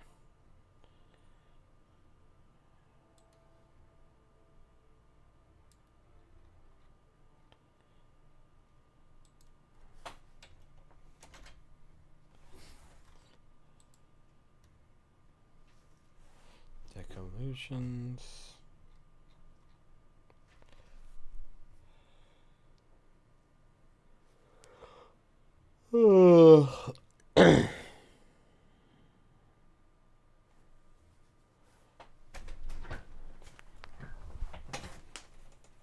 I'll grab a cheap deck.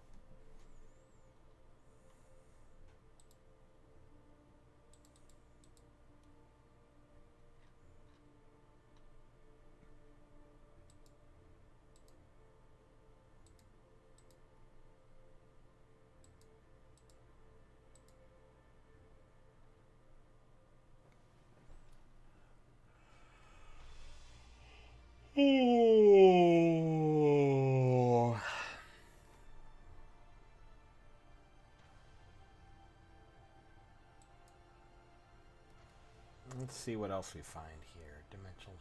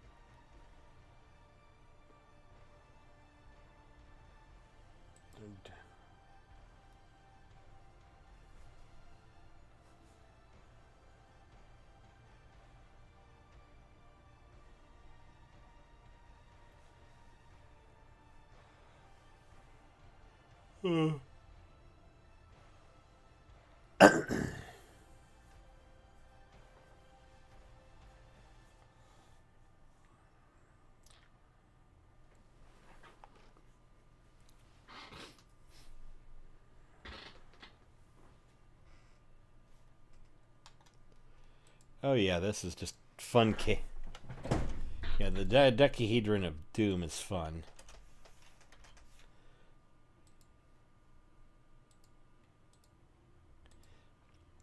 It's just a fun thing to throw in.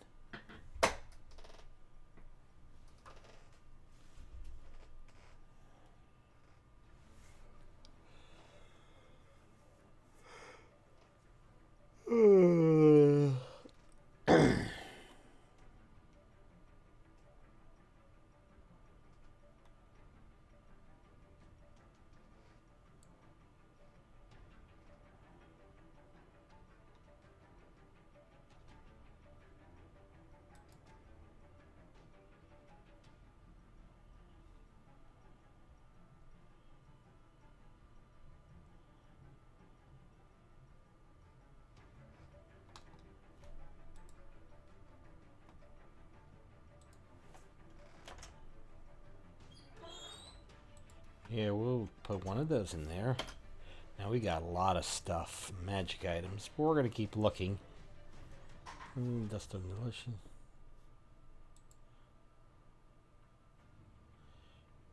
It's tasty.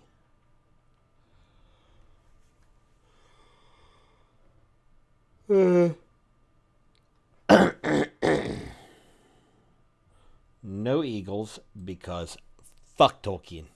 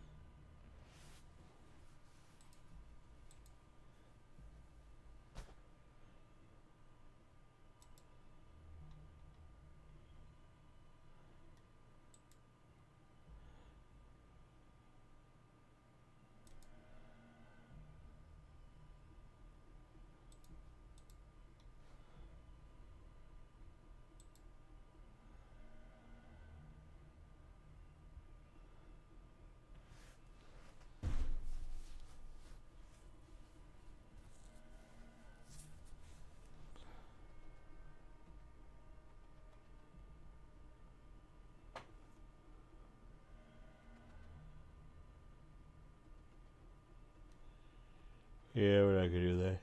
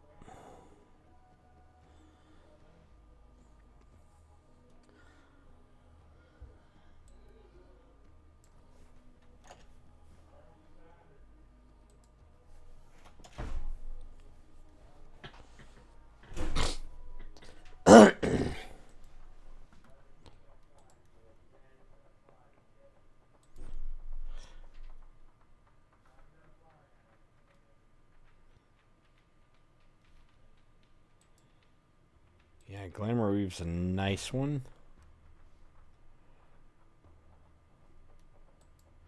Let's see here.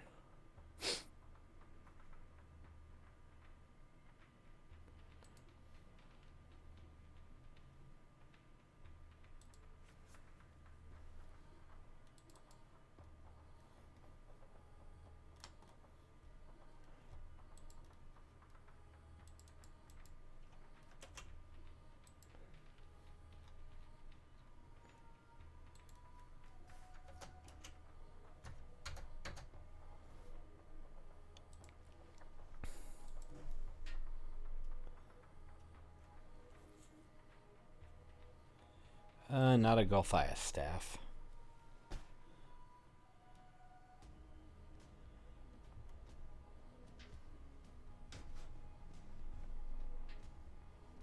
Helm of the Gods.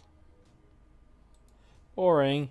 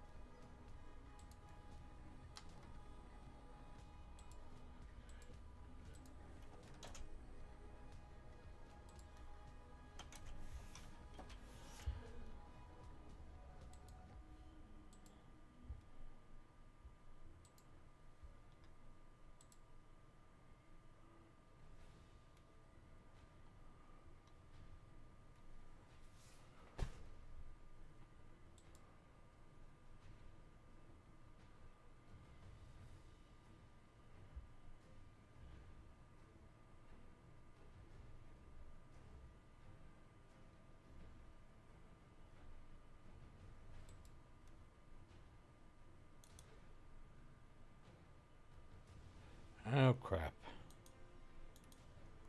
Reopen the close tab.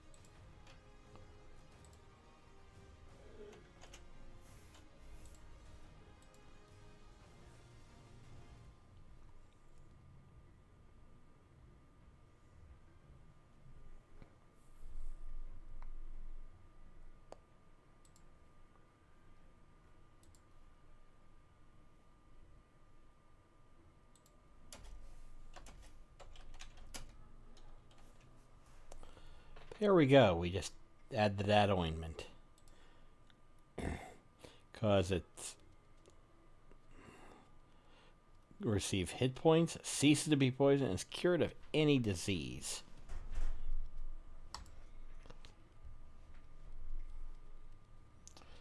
So if they're poisoned, they can find it.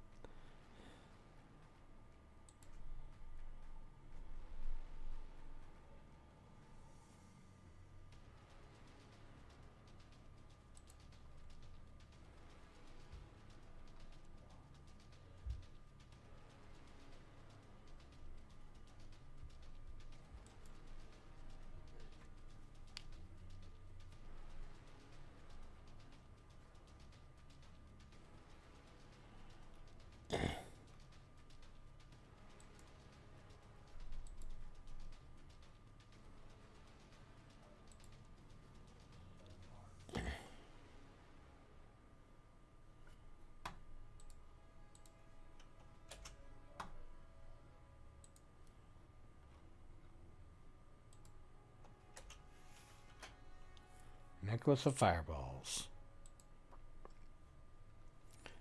That is some serious destruction.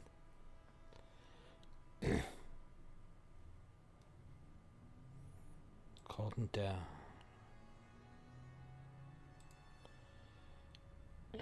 What's this one? Nope. What's an orc stone?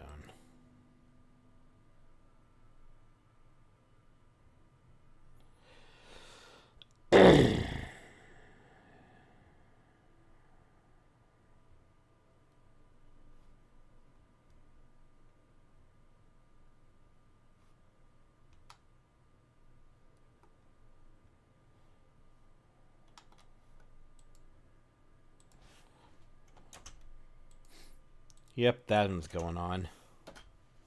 Mainly because after a stone is used 3 times, it turns to dust. Limited use. One of my favorite things.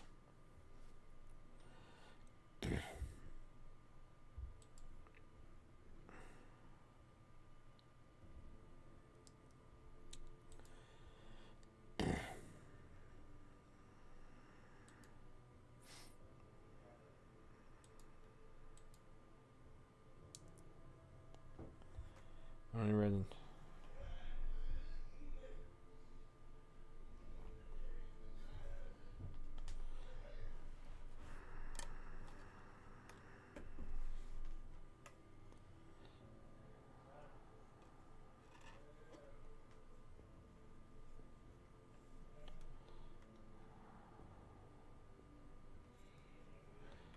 Okay. I like that. Okay, what?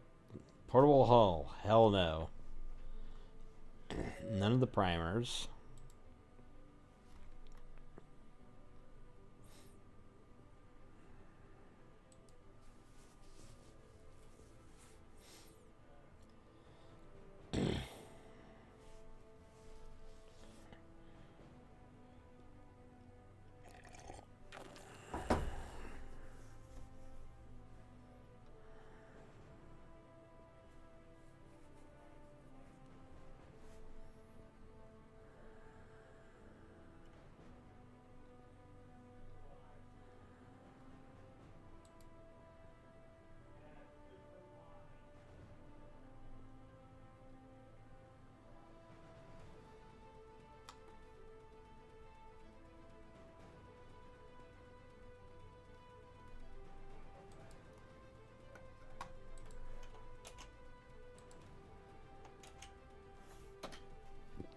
I am just trying to find things to give my party.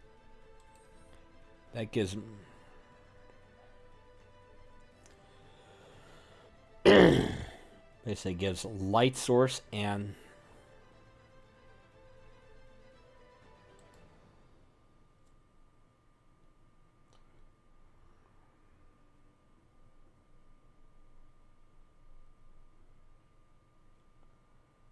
Oh...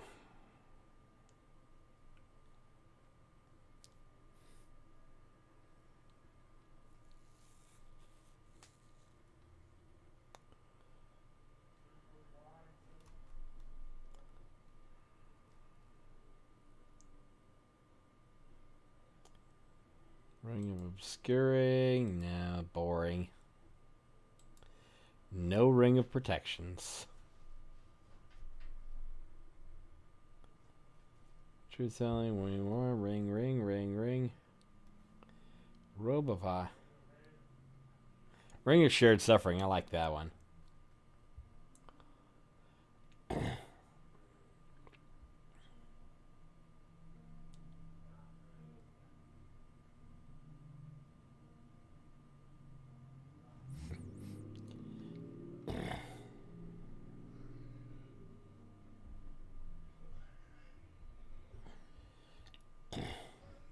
Let's see here. Rod.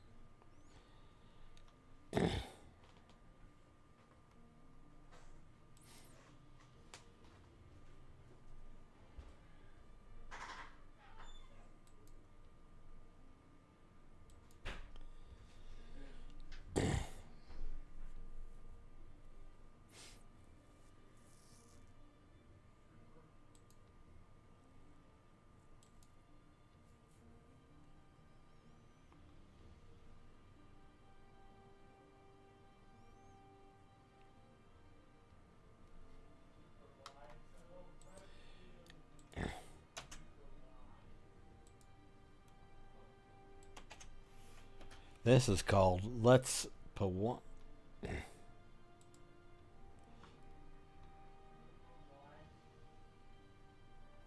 What's a rogue's man? Oh, not gonna see that one.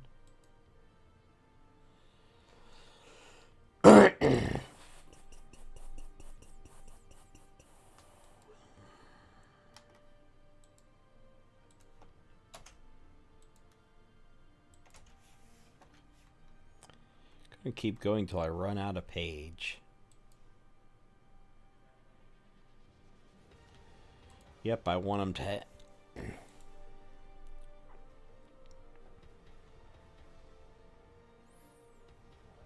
Scissoring.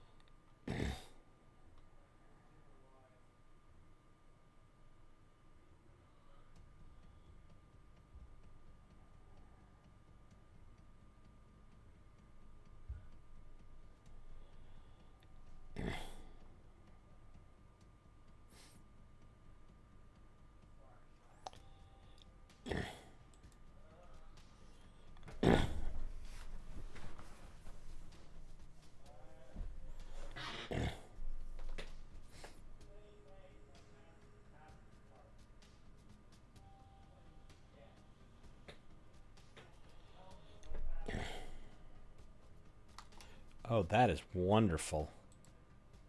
I love this.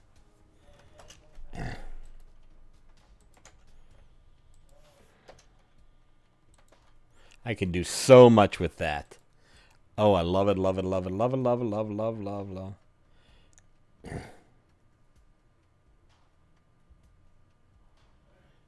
Skyblinder staff.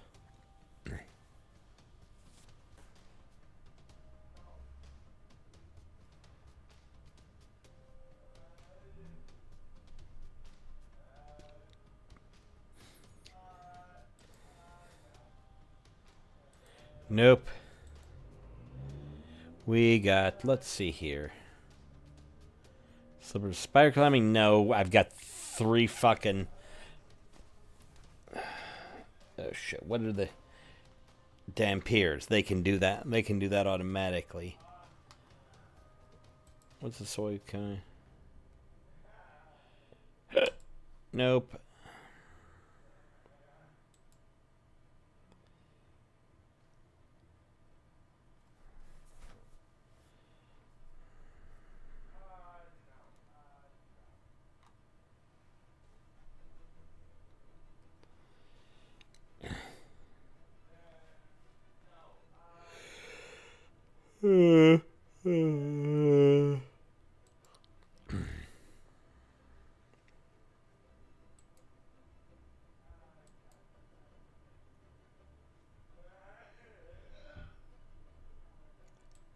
Spider staff.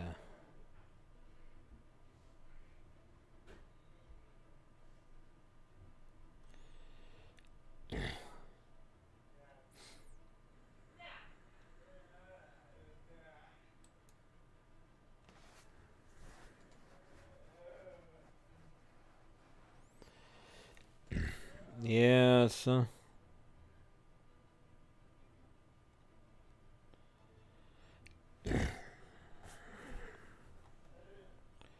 That might be Staff of Healing.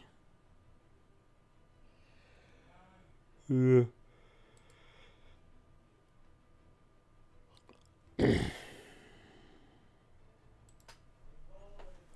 Okay.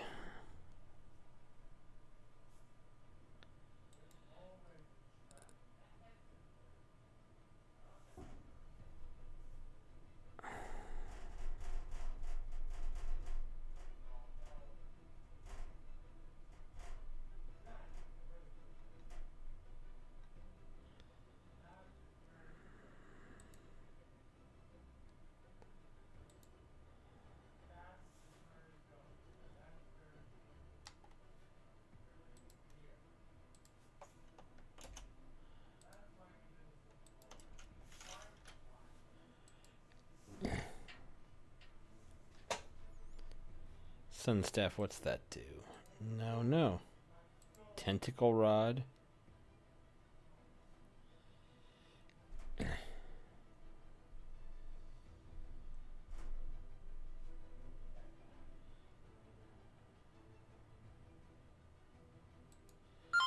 Yeah, that's a little crazy. Ventilating lungs. No.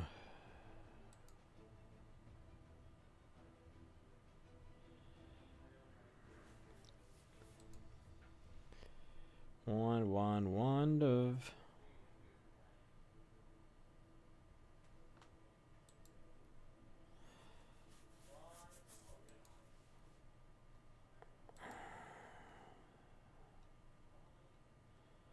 Magic missiles. Wand of secrets. What's that? Ooh. Well, what we...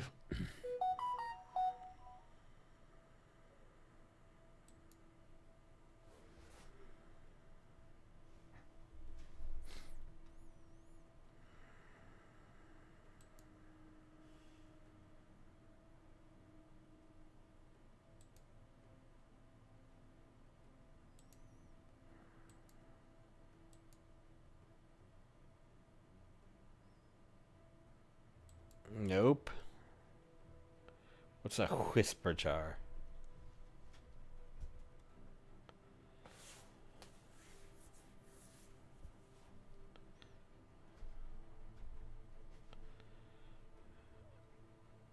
Ugh. Nope.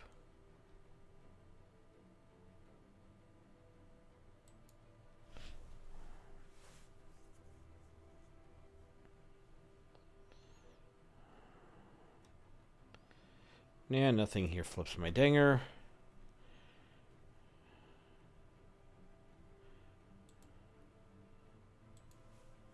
Okay, so I think that's every weapons, armor, and potions, which I'm not gonna. So I got a good amount of stuff to look at because this is a level die with laboratories, experiments, and other useful bits of magic. Defense includes some ghostly guardians, magic traps, and a couple magic barriers to crack. Treasures mostly in magic items. First floor. Okay. This is an engineering.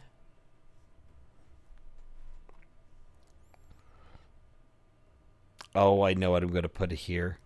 I'm going to give him a laser rifle or something like that, but only with only with only so many charges on it before it runs out. I love it. We're going to have Luanite here.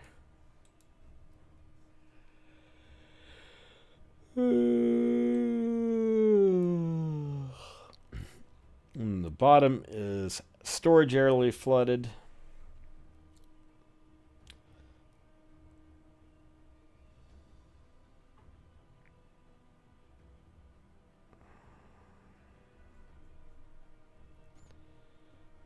There are no other room for...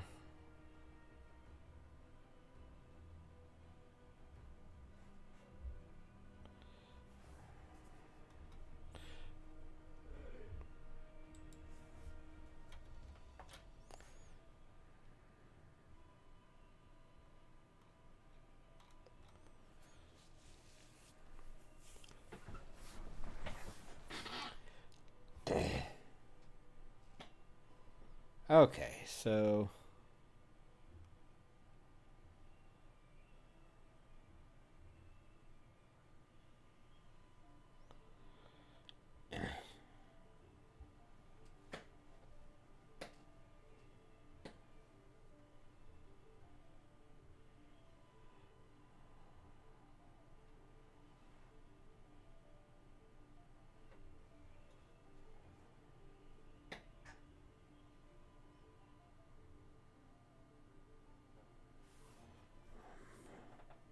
We're going to put 2. Let me check something here. Match.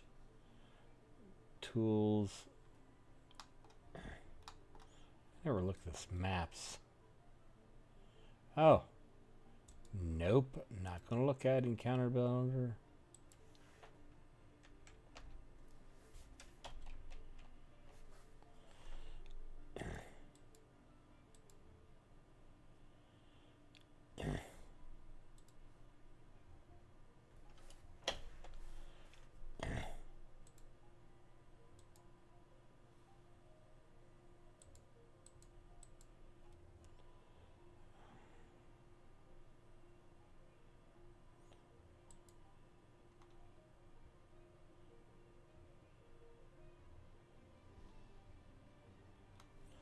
Okay, I think we're going to leave it there.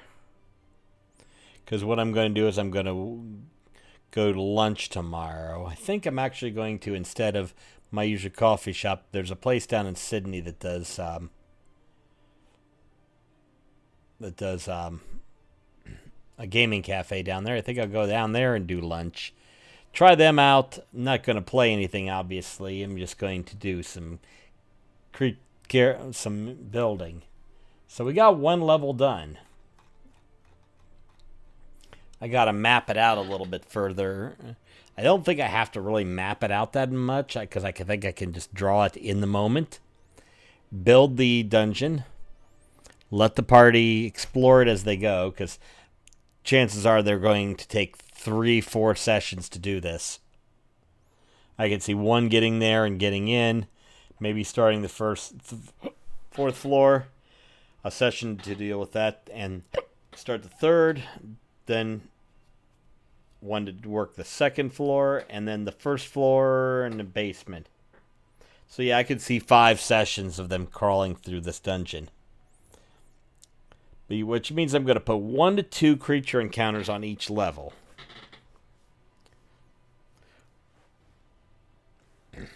Ghostly guardians, magic traps, things like that. Here is going to be some murderous spots.